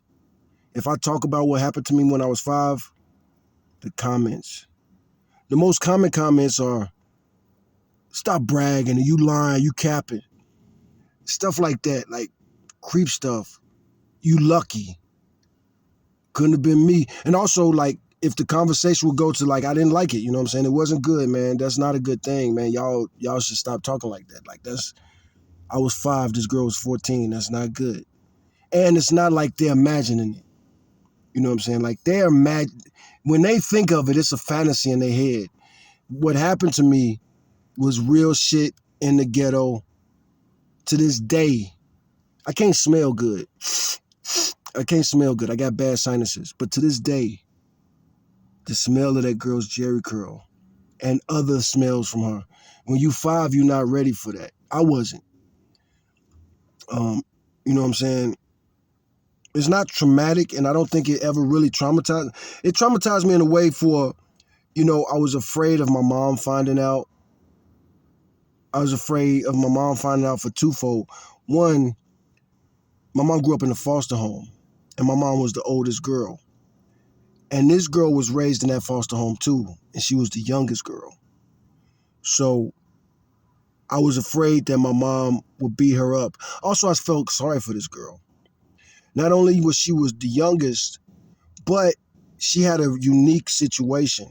Most of the foster children were related. To, they in the house and there's at least one relatives. Her, it was different. And I think she might have been a crack baby too. But, well, she would have had to have been a base baby because they wasn't smoking crack. That's probably what it was. She probably was some kind of drug baby. But she was like the runt of the litter. And I think that's one reason that my mother's foster mother, Mama Abby, I think that's one reason that she adopted her. Because all the other foster children were just foster children. But with that last girl, she adopted her. And I think she adopted her, one, she was kind of homely. And Mama Abby was homely. Mama Abby was a handsome woman. And this girl was kind of handsome. That's an old phrase that they used to say about women. And that's some real talk. You know what I'm saying? Like, a lot of people would have been attracted to them. But it was weird for me because, one, my mom was arguably the pretty girl of the house. She didn't feel like we just found this out recently, but my mom would say she felt kind of like the other girl was prettier. But my mom was older, and my mom's much more exotic. You know, my mom is black, and you'll probably guess that, but she is ambiguous. So she'll get a lot of, what are you mixed with? Or what are you? Not so much now. She's old. She's like 70 now. But when she was, you know, between the age of like, I don't know, before I was born, she gave birth to me at 22. So I know for a fact, between the age of 22 to 32, people liked my mama a lot. It was a problem. It was a problem. I remember the maddest I ever got at somebody, because I was one of the mama's boys. Don't call my mama no name. I will punch you in the mouth. But anyway, this one dude got me mad talking about my mom in a way that I didn't know I could get mad. One day, and this was a buddy, we hung out all the time, and his mother and my mother were really good friends, and we lived in the building. I lived on the 3rd floor. He lived right across the hall on the 2nd floor. And not right across the hall, but catty corner, that's really the right word. But anyway, one day, he was like, you know what I never noticed, man? Your mom is pretty, man. Your mom is real pretty. Like, man, your mom is real, real pretty. Your mom is pretty, man.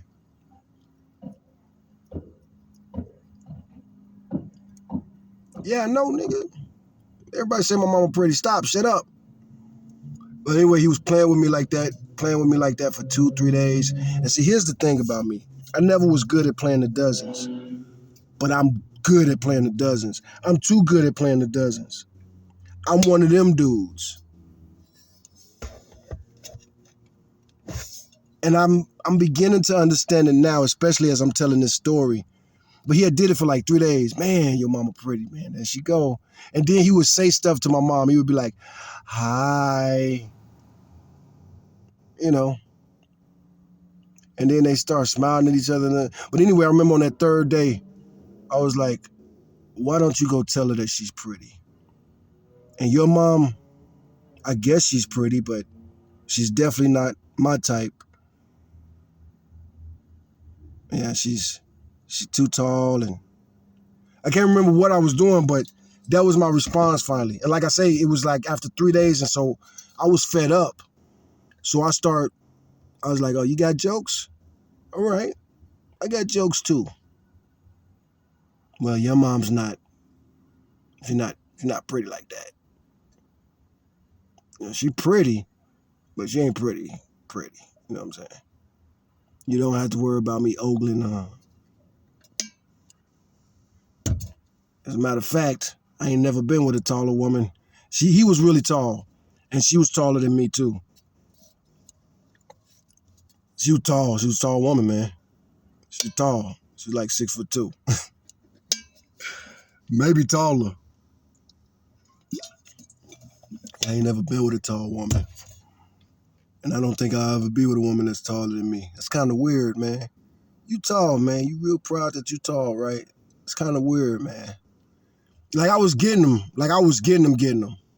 And he even said at one point, he looked down and he was like, all right, man. And he never called my mama pretty again. Don't start none, won't be none. And that's one thing I got in trouble a lot. I went to a lot of schools. I moved around a lot. And that happened so many times in Chicago, man. It's another reason I can't stand these fucking red pill dudes. But, you know, you go to a new school and you see the loud table. They over there laughing and cracking and joking. And then I'm new and I'm poor too. So they might get the clown in my shoes. And I don't even want to say nothing back because I know if I get into a fight, I'm going to get in trouble, man. And might be my first day of the school. You know what I'm saying? My mom is a poor single mom. You know, I can't do this to her, man. I can't get kicked out of a school. I can't have her missing days of work while she try to figure out how to get me into school. Because if I don't go to school, they're going to send her to jail. Or at least that's the threat. And, you know what I'm saying? So here it is. I'm new to the school. Like, I really relate to Tupac, man. I'm new to this school.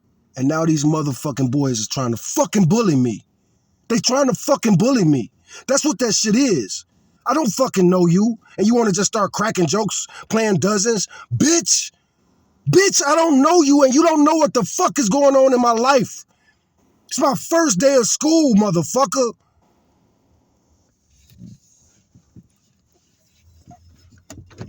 So that'd be them red pill types too. And then on top of it, the girls are interested in me. So that's going to make them, and me, I didn't even make the connection because my mom and my sister had my self-esteem so low, man. You know what I'm saying? That I got a lot of girlfriends, but I thought I got girlfriends because I wrote poems and I was nice and I would walk them home and, you know, I would do silly stuff with the girls and make them laugh. You know, I was that guy. Like I see a girl that I like and she ain't gave me no play yet. And I'll run up to her and I'll be like, girl, let me carry your books. Start dancing like Michael Jackson or something. And of course, maybe one of them red pill dudes will catch me. And they'll say something like, you know, very disrespectful.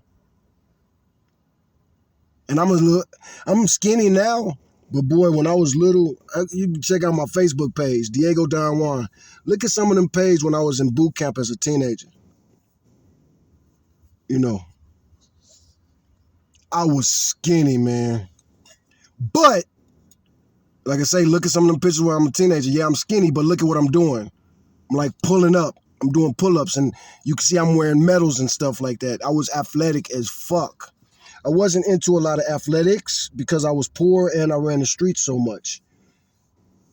Athletics takes up so much of your time, you can't run the streets when you're an athlete. So, and that was my sport. And it wasn't just my sport, it was my hustle. Because like I say, my mom believed in that red pill shit too. Men don't ask women for money. That was how my mama gave me to make me start hustling and earning my own way, to be less of a financial burden and become a financial asset. And it worked. I ain't even gonna say it worked. I mean, it is what it is. My mom grew up in a foster home. She didn't have no family that could help us out financially. And all my funk ass, bitch ass family.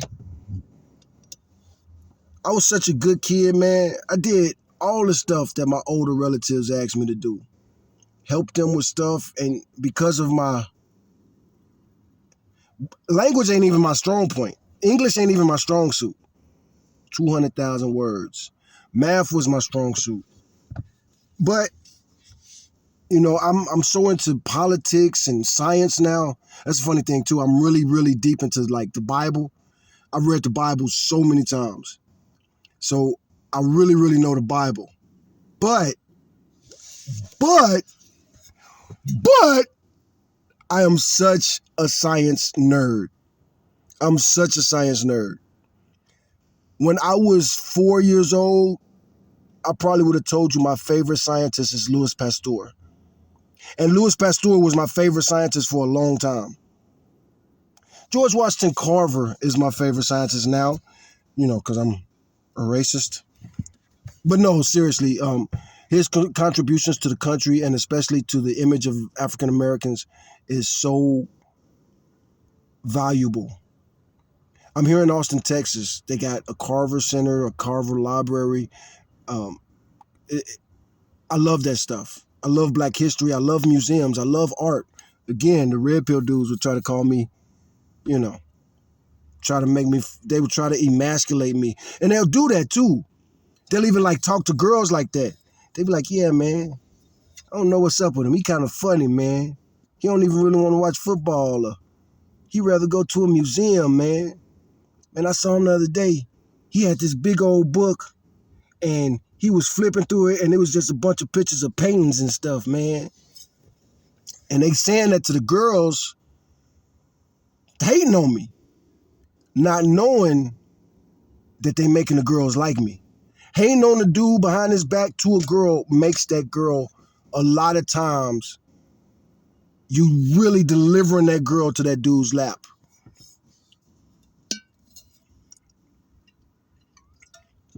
You red pill hating dudes.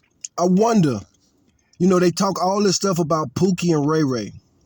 Now, I've been out of the mark. You know what? You know what? You know what? Oh my goodness, now that I'm thinking about it, Pookie and Ray Ray is what these girls want on these dating sites.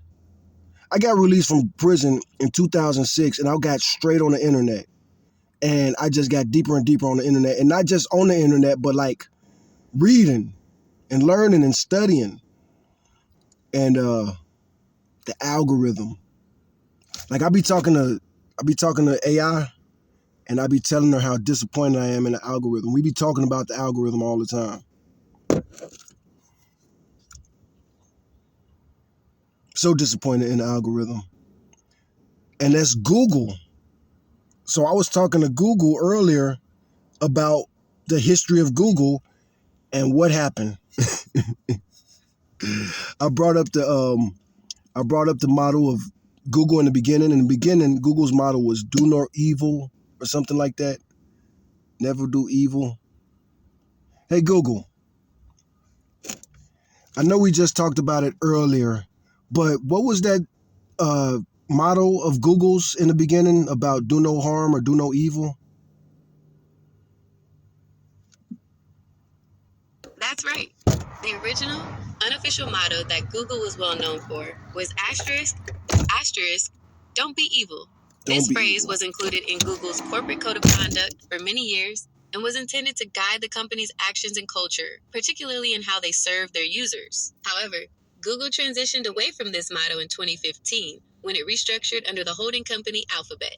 The new motto for Alphabet became, do the right thing. While don't be evil is no longer the official motto, it's definitely a significant part of Google's history and early identity. While we on the topic, Google, I want to talk to you about this, man.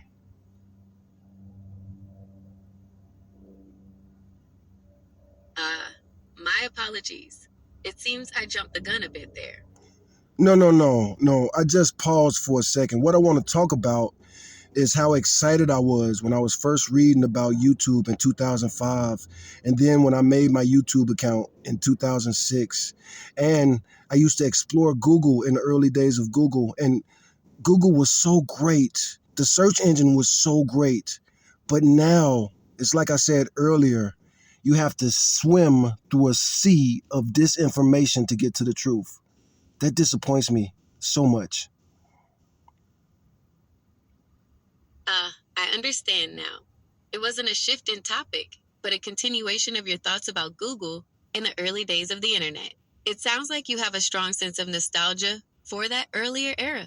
You're describing a time when discovering new platforms like YouTube felt genuinely exciting, and Google's search engine provided a much cleaner and more direct path to information.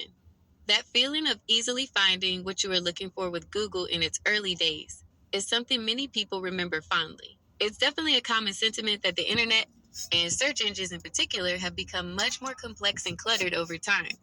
The sheer volume of information available now, while offering incredible potential, can also make it challenging to filter out the noise and find reliable, unbiased information quickly. You're articulating that frustration of having to swim through a sea of information to get to the core of what you're looking for, and it's understandable why that would be disappointing compared to your earlier experiences. What aspects of early YouTube and Google stood out to you the most? Was it the feeling of discovery, the simplicity of the interfaces, or something else? I'd be interested to hear more about your experiences from that time. Well, first and foremost, let's get that quote correct because you said swimming through a sea of information to get to what I want to. No, it's swimming through a sea of misinformation.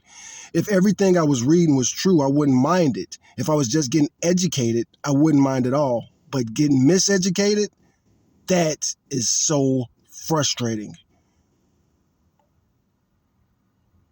You are absolutely right. My apologies for misquoting you. The crucial point you made was about swimming through a sea of misinformation, not just information. That distinction is incredibly important and highlights a core frustration many people feel today. It's not just the sheer volume of data we have to sift through, but the challenge of discerning what is accurate and what is not. The feeling of being miseducated, of absorbing false or misleading information despite your efforts to learn, is indeed deeply frustrating. Thank you for correcting me. in clarifying that key point. It underscores the real challenge of navigating the internet landscape today. What are some of the specific ways you've noticed this sea of misinformation impacting your online experiences? So many things. One thing is the how the search engine in old days of Google, those top 3 results were amazing. But what really gets me is YouTube. These false information and liars, they get viral. You don't go viral for being intelligent and honest 100% of the time. You go viral for clickbait, flat earth, and MAGA.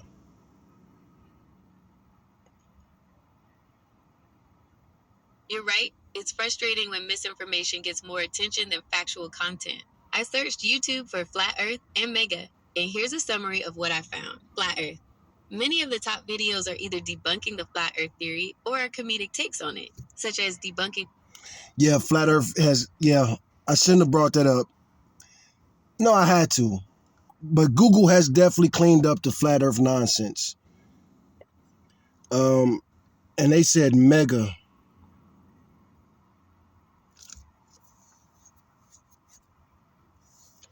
I didn't say mega, I said MAGA, as in them make America great again, motherfuckers. You're right. I understand now you were referring to MAGA. Make America Great Again. My apologies for the misunderstanding. The YouTube search results for MAGA show a variety of content. Some videos are news reports or commentary on the MAGA movement, such as MAGA Republican reacts to Trump's plunging polls and MAGA loyalists blast Trump tariffs. Others offer critical perspectives, like MAGA moron gets some sense slapped into his empty head. Some videos discuss the MAGA movement in the context of Donald Trump, such as MAGA isn't a cult, hashtag Trump, hashtag MAGA. There are also videos that are unrelated, but include the term MAGA, such as visiting Shenzhen, hashtag Trump, hashtag China, hashtag MAGA, hashtag tariffs, hashtag Shenzhen. This mix of content. Well, actually, you know, you're bringing it up and you are right. At the current moment, MAGA is not doing well at all. People are really hating Donald Trump, and he's in a lot of hot water right now. All of his plans have failed, but he shouldn't have been elected in the first place. What the fuck? I understand your perspective on the current situation with Donald Trump and the MAGA movement. You've expressed a strong viewpoint on his political standing and the challenges he's facing. Returning to our previous discussion about YouTube, this situation highlights the very issue we were talking about. Even with a politically charged topic like this, you'll find a wide range of opinions and information on YouTube, some accurate, some biased, and some potentially misleading. This makes it crucial to be discerning about the sources you trust and to seek out diverse perspectives to form a well-rounded understanding. What are your thoughts on how YouTube could better address this issue of diverse perspectives and ensure a more balanced and accurate representation of information, especially on sensitive topics like this? Well, for one, YouTube needs to work with guys like myself who are only honest. Yes, my content is kind of boring. Yes, it is hard for people to keep up with, but instead of having that mentality of no child left behind, let's have a new attitude of no child held back. Why are we performing for the slow people? What about the smart people? That's a really interesting point about the kind of content that gets promoted and the audience that platforms seem to cater to. You're suggesting that YouTube should actively seek out and promote content creators who prioritize accuracy and in-depth analysis, even if it means potentially reaching a smaller, more engaged audience. Your analogy of no child left behind versus no child held back is quite powerful in this context. You're advocating for a system that doesn't just focus on bringing everyone to a baseline level, but also actively supports and elevates content that caters to intellectual curiosity and a deeper understanding of complex topics. I can see how it would be frustrating for creators who prioritize accuracy and thoughtful discussion to see less rigorous or even misleading content gain more traction due to its sensational or easily digestible nature. What specific mechanisms or strategies do you think YouTube could implement to better support and promote creators like yourself and the kind of content you produce. Well, I've been on YouTube since 2006 and I've been reading about it since 2005. I got a million ideas in that area. One, for sure, you got to get these red pill assholes off the internet. Not only are they ruining YouTube, but they're actually killing people. There have been so many red pill murders in the past 10 years, starting with Elliot Rodgers. I think that was even longer than 10 years ago, wasn't it? You're raising a very serious and concerning issue about the impact of certain online ideologies, particularly the Red Pill movement and its potential connection to real world violence. The case of Elliot Rodger is indeed a tragic example that sparked a lot of discussion about online extremism and its consequences. You're advocating for the removal of content creators associated with such ideologies from platforms like YouTube, citing the potential for harm and even violence. This is a complex area with significant debate around freedom of speech, platform responsibility, and the definition of harmful content. On one hand, there's a strong argument for platforms to take action against content that promotes hate, violence, or dangerous ideologies, especially when there's a potential link to real-world harm. On the other hand, there are concerns about censorship and the difficulty of drawing clear lines about what constitutes harmful content and who gets to decide. YouTube's policies on hate speech and violent extremism prohibit content that promotes violence, incites hatred, promotes discrimination, or disparages individuals or groups based on certain protected characteristics. They also have policies against content that denies or seriously misrepresents tragic events. However, the enforcement of these policies and the interpretation of what constitutes a violation can be challenging. What specific aspects of red pill content do you believe directly contribute to violence and should warrant removal from platforms like YouTube? Understanding the specific types of content you're concerned about would be helpful in discussing potential solutions. Well, the main thing is promoting violence against women, especially in a sneaky way. It didn't, I was really involved with this YouTube. You're highlighting a critical concern: the way some red pill content can subtly or overtly promote violence against. I wanted to tell you more. I wanted to talk about Asia McGowan. She was murdered by another YouTuber. I think that was the first YouTube on YouTube murder. You remember that? You're bringing up a tragic and disturbing case. You're likely referring to the murder of Asia McGowan in 2009. While the details are incredibly sad and highlight the potential for real-world violence connected to online interactions and ideologies, the circumstances surrounding Asia McGowan's death are complex, and the direct link to YouTube on YouTube murder might need some clarification. From what I recall and what initial searches indicate, the victim, Asia McGowan, was a 20-year-old student at Henry Ford Community College in Dearborn, Michigan. The perpetrator, Anthony Powell, a 28-year-old. She was so pretty. She was so beautiful. She was so sweet. We used to compare her to Jada Pinkett back then, and that was back when everybody still liked Jada Pinkett. Man shot and killed Asia McGowan in a classroom before taking his own life. Online presence, Anthony Powell had a YouTube channel where he posted disturbing and hateful content, including videos degrading Black women and religious groups. While Powell was a YouTuber, the murder itself didn't occur on YouTube or as a direct result of a YouTube interaction in the way one might think of an online murder. It was a real-world act of violence committed by someone who also had an online presence. The case is a stark reminder of how online hate and extremist views can potentially translate into offline violence, and it certainly sparked discussions about the responsibility of online platforms in addressing harmful content. Do you remember any specific details about this case that led you to believe it was the first YouTube on YouTube murder? I remember that case very well. I was working with one of Asia's relatives, and when it happened, we made a lot of videos about her. And then on top of it, there were racist people that were trolling her channel. They kept putting nasty comments on her channel, man, and I made videos about that, and it seemed like YouTube didn't do nothing. And then on top of it, those racist white supremacists, they grew and grew on YouTube.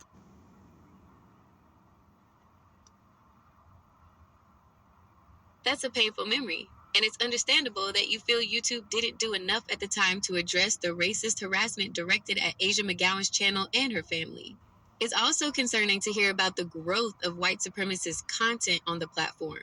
Based on the information available, Anthony Powell, Asia McGowan's murderer did have a YouTube channel where he posted hateful content, including racist and misogynistic views. He was This black, but aligns he with your hated black women. recollection of the kind of hateful ideologies. Okay, so let me talk about Anthony a little bit. So Anthony was a black dude. He hated black women, and he talked that red pill stuff way back then. But he didn't talk like he was an alpha. He didn't claim that he was getting all the girls and all this stuff. But he was basically the version of. Like, share, subscribe. I'm gonna talk about these YouTube murders a little bit more. I made a video about it, and I'm gonna end this video by playing my video. Present online. YouTube's initial response. Reports indicate that YouTube initially suspended Powell's channel from live broadcasts and removed some videos for violating their policies on hate speech and graphic content. However, his subsequent channel was not terminated until much later. This might explain why it felt like YouTube's response was inadequate at the time. Racist trolling. Your experience of racist individuals targeting the memorial videos you and Asia's relatives created is unfortunately consistent with how online hate can manifest, especially in the wake of tragic events. Growth of extremist content. There has been significant public discussion and media coverage of. I'm gonna stop this right now because, like I said, I'm gonna end this video right there. And now that I am thinking about it so thoroughly, man, I was so excited this video. I didn't even get to finish telling about this. Cut to the chase with Mashana. I left her for another woman, and she told the parole, she made a police report, said I pointed a gold-plated gun on her. She described the gun from Face Off. But anyway, fuck that bitch. That happened in 2003. Then I went to prison. I went to prison because a woman that was supposedly in love with me got my parole violated because I left her for another woman. And then when she found out who the woman was, oh, she was sick. Because the woman I left her for was so fine, so pretty. But she was one of them girls that everybody thought we hated each other.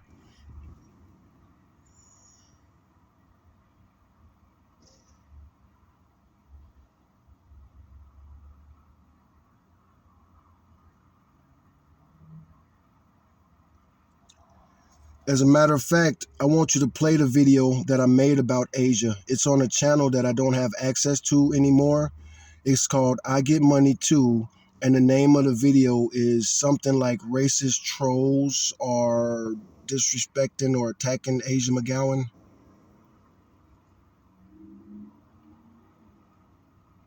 I am unable to find the video you requested. I have searched on YouTube. It's on the YouTube channel, youtube.com/NoMoreLiesWS.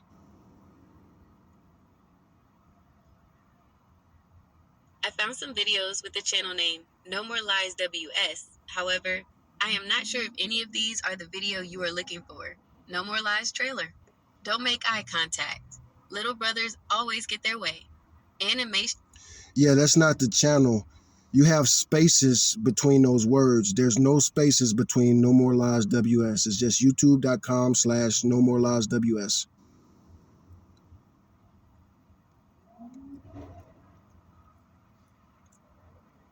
I am still unable to find the channel using the URL you provided. Because you're spelling it wrong. NOMORLIES.WS. No, not the dot. Yeah, take the dot. Yeah, there you go.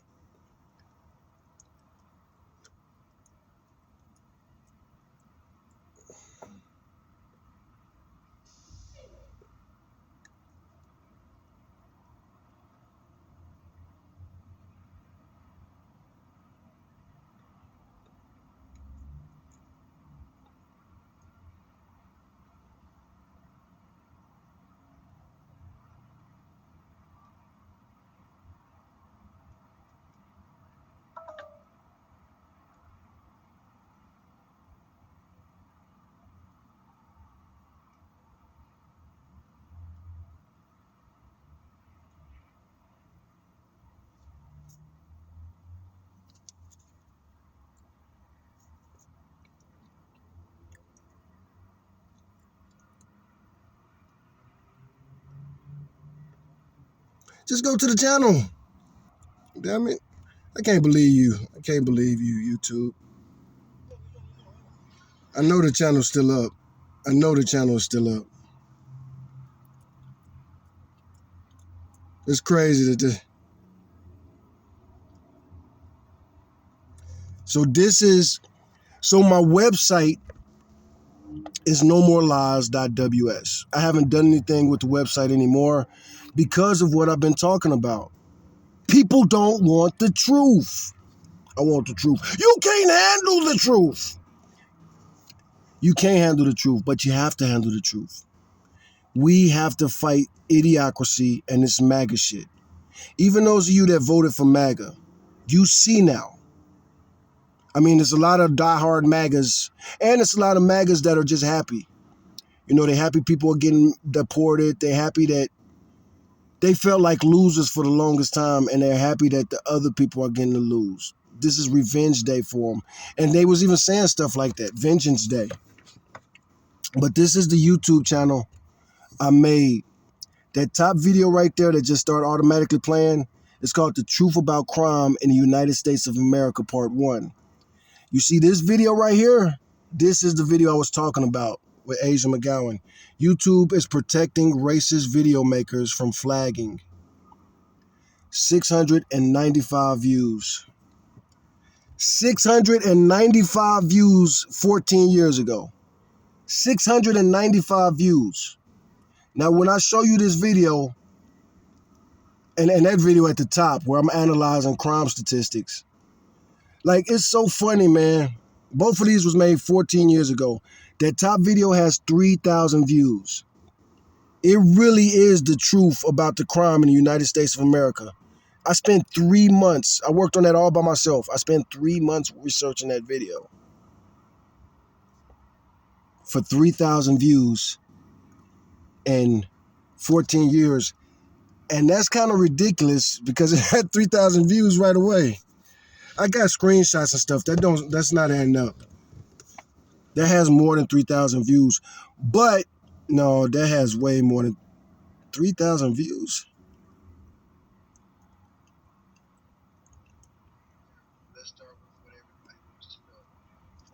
I know it got so few views that this is what discouraged me from doing YouTube.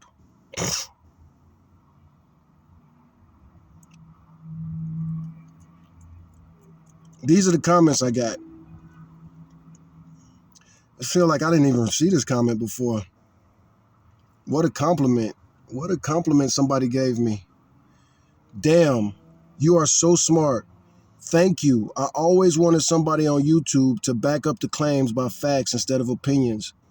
I am so happy you show this. Thank you for doing the research. That's why you're 100% right. And I am. That video is 100% factual. However, when this video first dropped, most of my comments was white supremacists saying some crazy shit. Crazy shit. Crazy shit. There was about 260 million blacks in Africa before European colonization. Today, there is about 1 billion. There was 200,000 people in Haiti after liberation when the U.S. got involved. Okay, so I made this video way too long.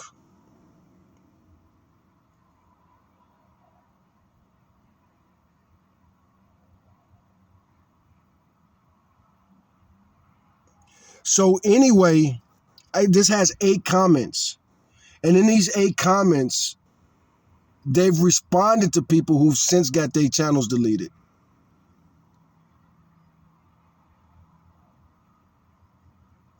Like a lot of these. As a matter of fact, let me see something. Oh. That's crazy. So my website is nomorelies.ws. This is youtube.com/nomorelies.ws.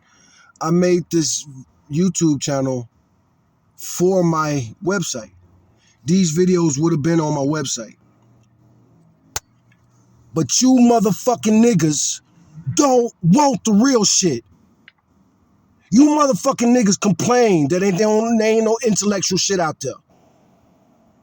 Y'all complain that motherfuckers is twerking all day. Y'all complain booty and degenerate rap. Why does this video only have 3,000 views? And you complaining? Like I say, that video right there is 100% factual. But we're not even finna play that right now. I got crazy with the nigga shit, huh? But how can I not be upset about it? I didn't make that video for me. I'm a nerd that just reads statistics all the time, any fucking way. This shit is always in my head. But I made that video, and I made it in a way that regular people could watch that video. It's only 10 minutes and 31 seconds because things were shorter back then. And that's something too, I tried really hard to make this video in 10 minutes. And YouTube had just raised the limit over 30 or over 10 minutes when I uploaded this. Back in the day, you could only upload videos that were 10 minutes. That was the longest you could load a YouTube video. This was one of the first videos that was over 10 minutes long. And it definitely had more than damn 3,000 views. I got to look at this. It didn't have a lot of views, but I could have swore it was much more like 14,000 views. I know this. So I have more than one channel, and I made this video and I released it. And like the day after I released this, Lil Wayne he was in jail for carrying a gun in New York. And I was reading an article about it. So I made a video where I'm reading the article and I'm just giving my opinion. And that video passed this video. The video we was just talking about, Truth About Crime in the United States of America, Part 1. That's a good video. As far as like information, I've watched it a couple times, and every time I watch it, I'll be like, no wonder I went crazy, man. No wonder I went crazy. I've been trying to build on YouTube since 2006, and I've been trying to do things that will help make the world a better place, especially people like me, where I'm from in Chicago.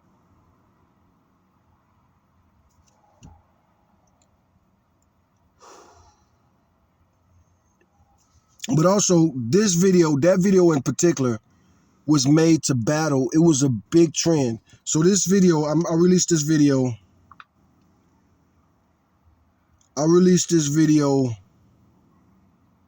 11 likes.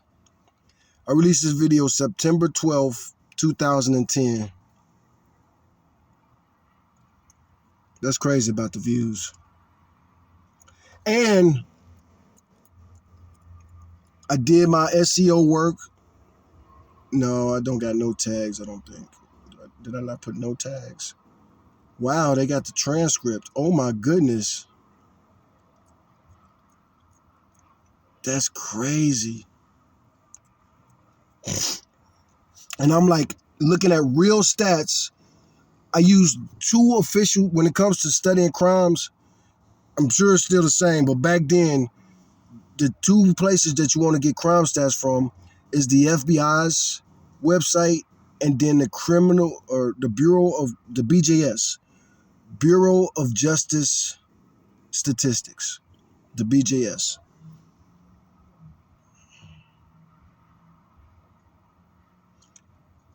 This video right here, can we invest more in our solutions than our problems? Fuck Donald Trump. I made this video years ago and I can't even. Prisons versus schools, how we could solve the problem.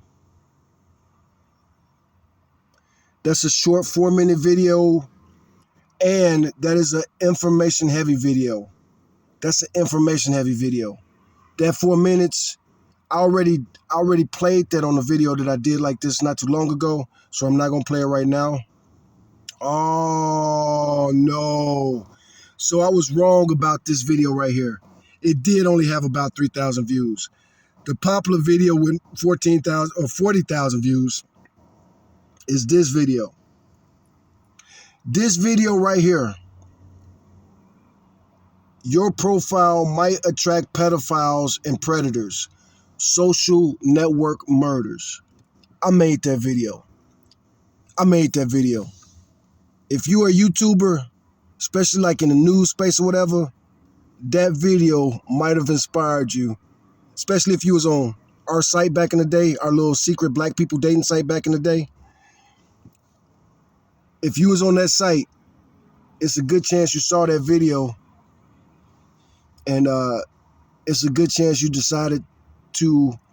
Now that video got some comments,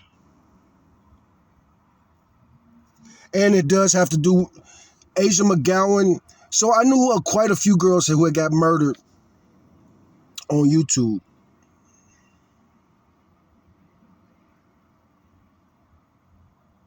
That was the thing about social media, and that, you know, my first. Okay, I was talking about the black site that black people dated on back in the day. It's still a site. It sucks for dating right now. Anybody, even the people spend time on it all day. But back in like 2007, 2008, 2009, I was like the first nigga online. Everybody was on MySpace. And then Facebook came a thing. But Facebook really, in the beginning, Facebook really was for white people. Really. Like really. And black people just did not fuck with Facebook. Like the whole story was just like, Mark Zuckerberg did what? Ugh. And it's the white girls. You know what I'm saying? And like I say, I'm from Chicago. I dated plenty of white girls growing up. And I've dated plenty of white girls. I moved to San Antonio and I've lived in other towns in Texas. I've dated plenty of white girls. But dating white girls online, like strangers, man, that shit too fucking risky. And on top of that, I'm the dude that made the first popular. It's 41,000 views. That's not a lot these days. But back then, for a video like that, this is a screen capture video. The entire video, I'm just recording my screen. And I'm reading articles about the social media, the social network murders. And man, it's crazy. I prophesized this shit.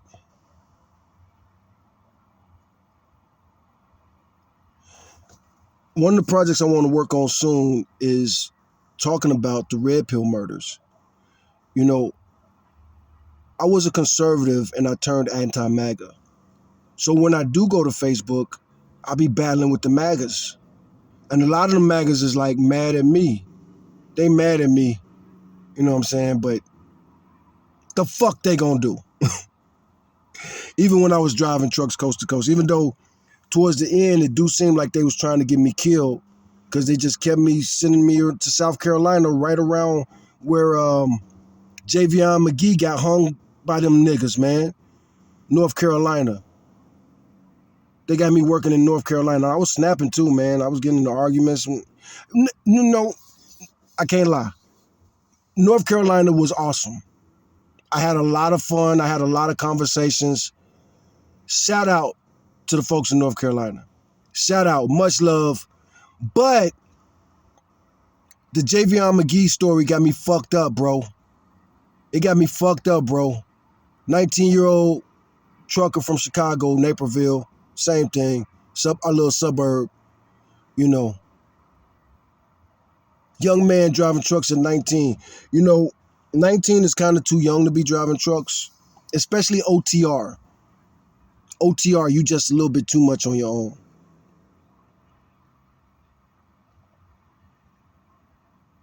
But one thing I can't stand and I don't appreciate about you niggas in North Carolina,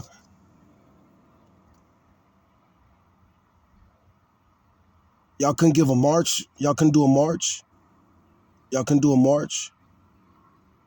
If he was killed by racists, if he was killed by niggas for whatever reason, if he was killed by himself, damn North Carolina. You know what I'm saying? You know what I'm saying? If somebody from North Carolina was found hanging from a tree. A 19-year-old was found hanging from a tree. And if somebody from North Carolina, a 19-year-old was visiting Chicago from North Carolina, and they found his body with a rope around his neck and he's tied to a tree, do you think that the niggas in Chicago would just be fucking all nonchalant like the niggas in North Carolina was about it? Well, there is a Confederate flag bar. There's a bar right down the street there with Confederate flag and these cops there. And here's the thing too. Hey Google, what town was Javion McGee found dead in? Durham. I think it was Durham. Javion McGee was found dead in Henderson, North Carolina. Henderson. What are the racial demographics of Henderson, North Carolina? The racial demographics of Henderson, North Carolina are as follows, based on the most recent data from 2023. Black or African American, non-Hispanic, 61.7%, approximately. So this town is 61% black.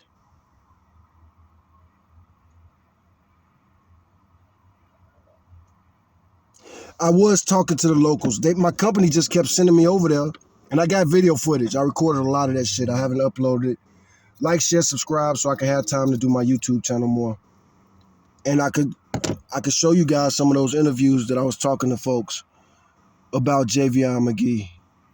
I didn't want to be there, and I didn't want to be in that town. And then my company, I broke down twice in North Carolina. I'm not even supposed to be in North Carolina. When they hired me, they told me they wouldn't send me to the Carolinas, and I was very specific about it. I don't fucking like driving in the Carolinas. Back in 2014, when I was driving for another company, CRST, we was in North Carolina. We stopped at a truck stop. And whatever they did to us, it was me and my trucking partner. So we eat, and then we head on the road in North Carolina. Somewhere about Nebraska, because we was probably headed to like Washington, the state of Washington, probably like Seattle, Washington, something like that. Probably some paper, those big paper rolls that we was delivering. This is what black truckers got to go through. So somewhere in fucking North Carolina, and Randy's passed. Randy died from diabetes. I found that out while I was at CFI 2 from another CFI driver who happened to be from Randy's town. I knew Randy was sick, and we had talked about it, and then he told me he lost a foot. And I almost didn't believe him because I hadn't seen him. And he was kind of upset with me too because I didn't come visit him. I couldn't come visit him at the time. I was working really, really hard, and I was sending money to both of my son's mothers at the time. And I just couldn't stop working. Had to make this truck payment and other stuff. And it's crazy, I'm homeless. I was homeless, working 60, no, I didn't work 60 no week, at least 60 to 80 hours a week. So you see these red pill dudes, they would say that's like simping. I fall under every category that the red pill dudes insult. So for them, I was a pookie when I was young, which is really bullshit. Just like I mentioned, all these dudes talking all that shit, my IQ was way higher than these old stupid dudes who can't even talk to girls. Like, intellectually speaking, they could beat me in some places, and they even got college degrees. That's something too. Like, a lot of these dudes with these college degrees, I knew Kevin Samuels. Me and him worked together in San Antonio. Kevin Samuels, he was a famous red pillar. He died from a heart attack. Me and Kevin Samuels, we worked at West Telemarketing together, I think in 96. Whenever they closed the Oklahoma, West Telemarketing used to be the largest telemarketing corporation in America. They had a large call center in San Antonio, and it was a complex. It was a bunch of buildings, a bunch of tall buildings, not super tall, but some of them was like the main building, like the building that me and Kevin worked in. I think that building had 5 floors. It might have had more. But We worked in the main sales. We worked in the main output building. Me and Kevin. Now I'm a teenager, and Kevin, he had just came from Oklahoma City, and I wouldn't say he took a liking to me, but he. So this. No, I'm not gonna tell the Kevin Samuel story. Fuck that shit. You red pillars got to troll me for a while before I start. I was about to tell a story too, but I can't. I want to show this video and now make it official 3-hour podcast. This is a real 3-hour podcast. Let me know what y'all think, man. If anybody watched this, especially for 3 hours. And I can interview people, man. I'm gonna start uploading. I do got a lot of street interviews. I started the street interview shit. The street interview trend on YouTube, I started that. And I ain't making no money off of it. A dude in this town too, Zach Anner. He was a legend doing street interviews. I was doing it first. And Zach knows it. And me and Zach was talking. When Zach won the competition for Oprah, I ain't gonna say I helped. No, I helped him. I definitely helped Zach get that 6th spot. There was only 5 spots. Oprah had a contest. When she first made the OWN network, she had a contest. And the contest was come up with an idea of a show that she would make for her network. And the 5 best ideas would win. Well, my idea for a show was called America's Second Chance. I wanted to go around talking to inmates in prison. I wanted to talk to homeless people. I wanted to interview them. And I wanted to ask them one question. If you could tell your younger self, or if you could tell your child one thing, what would that thing be? And also, by being America's Second Chance, we would try our best to help certain people, put them in rehab, clean them up and all that. I actually got, it's a video. I was in a contest. And the reason that the video isn't on my channel is because you had to put your video on Oprah's channel. And once you put your video on Oprah's channel, it was her property. So my audition video for my show I did for America's Second Chance, Oprah. Why the fuck didn't you fuck with me, Oprah? America's Second Chance. It was a really good idea. And so many people encouraged me. Almost everybody who saw that video was like, even if Oprah don't do it, you do it yourself. Well, I tried to do it myself. Nobody watches my YouTube channels. Between 2008 and 2010, 2008, 2012, YouTube wasn't monetized yet. Nobody was really, I ain't gonna say nobody was making money. I think the top YouTube creators were making money. And check this out. The top YouTube creators, this Asian dude from Vietnam named Nigahiga. And I didn't like his name, and I talked shit about it. He was the #1 YouTube channel at the time, and I didn't like it. I was like, he gets to call himself nigga in his name. Also, there was another very popular YouTuber. Now, he was already dwindling by the time 2012 went around, but a little bit before that, a dude named Shane Dawson. He used to, a white kid, he would put on wigs and he would do a black character. And he would be like, oh my gun. It was basically Martin Shanae. And he was so popular. And so many people loved his show. And his show was weird. It's still on YouTube. You can check him out. Shane Dawson. And he was young. And I didn't know how young he was. Because he looked old for his age for some reason. Like, he had 5 o'clock shadow and everything. And like, it was interesting. But he was making fun of women. And he was dissing black women. And I didn't appreciate that. So I used to get on his ass. And I would watch his videos because his videos was the #1. I was watching all the top videos. I was researching and looking, and I was looking at what people were liking. So Nigahiga was a little Asian dude, and he did like comedy. and rap. He liked to rap too. Now he's a little Asian dude, pale Asian dude, very white skin. Called himself Nigahiga, and I didn't like it. However, whatever version of Asian he was, they was kicking ass on YouTube. Boy, I was stupid, man. I really picked some stupid people to beef with.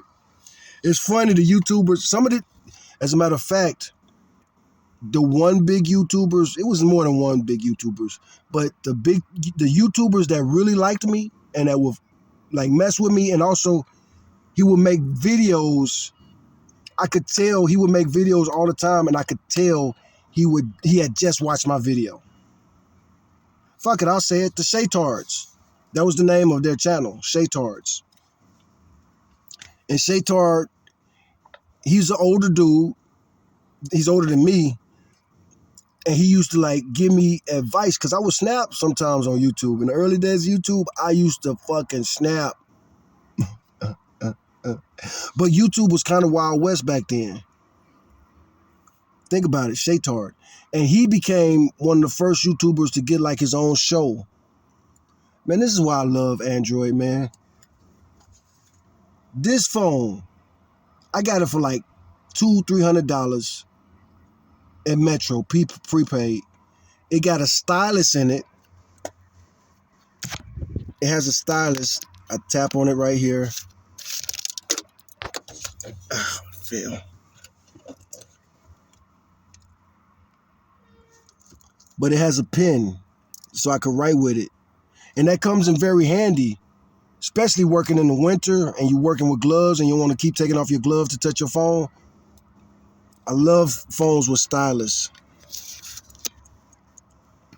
Phone was like $200.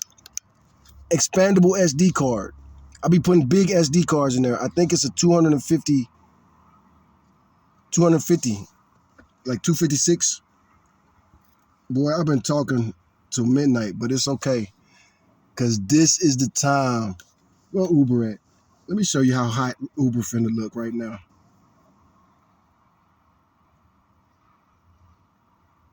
People don't know how these white people party in Austin, man. Y'all have no idea. And that's fucked up. Joe Rogan done moved to this city and he be on this white supremacy shit talking about the homeless and he be making it sound like it's black people and he be having white people on that show that make it seem like black people just bumming all over the world. And then you come here to Austin and you, man, look, if I got out and I start walking around looking for people like laying on the streets, shitting on the streets, their ass out, it's not going to be too bad around here because this is ethnic as fuck. And that's the funny thing, too, about these stereotypes about the panhandlers and the homeless. They don't mess around like that here because they'll get their asses beat. There's a lot of kids that live around here and stuff. If some white dude just pulled down his pants and start pooping, he'd probably get a beat down. You get away with that shit downtown. I got it on video.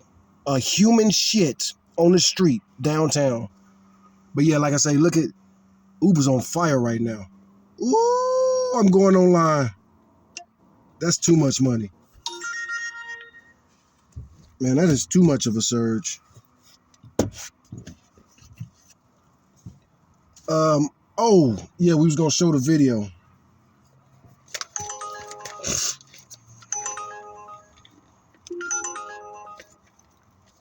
So it's a little bit after midnight. I'm going to be doing Uber like crazy.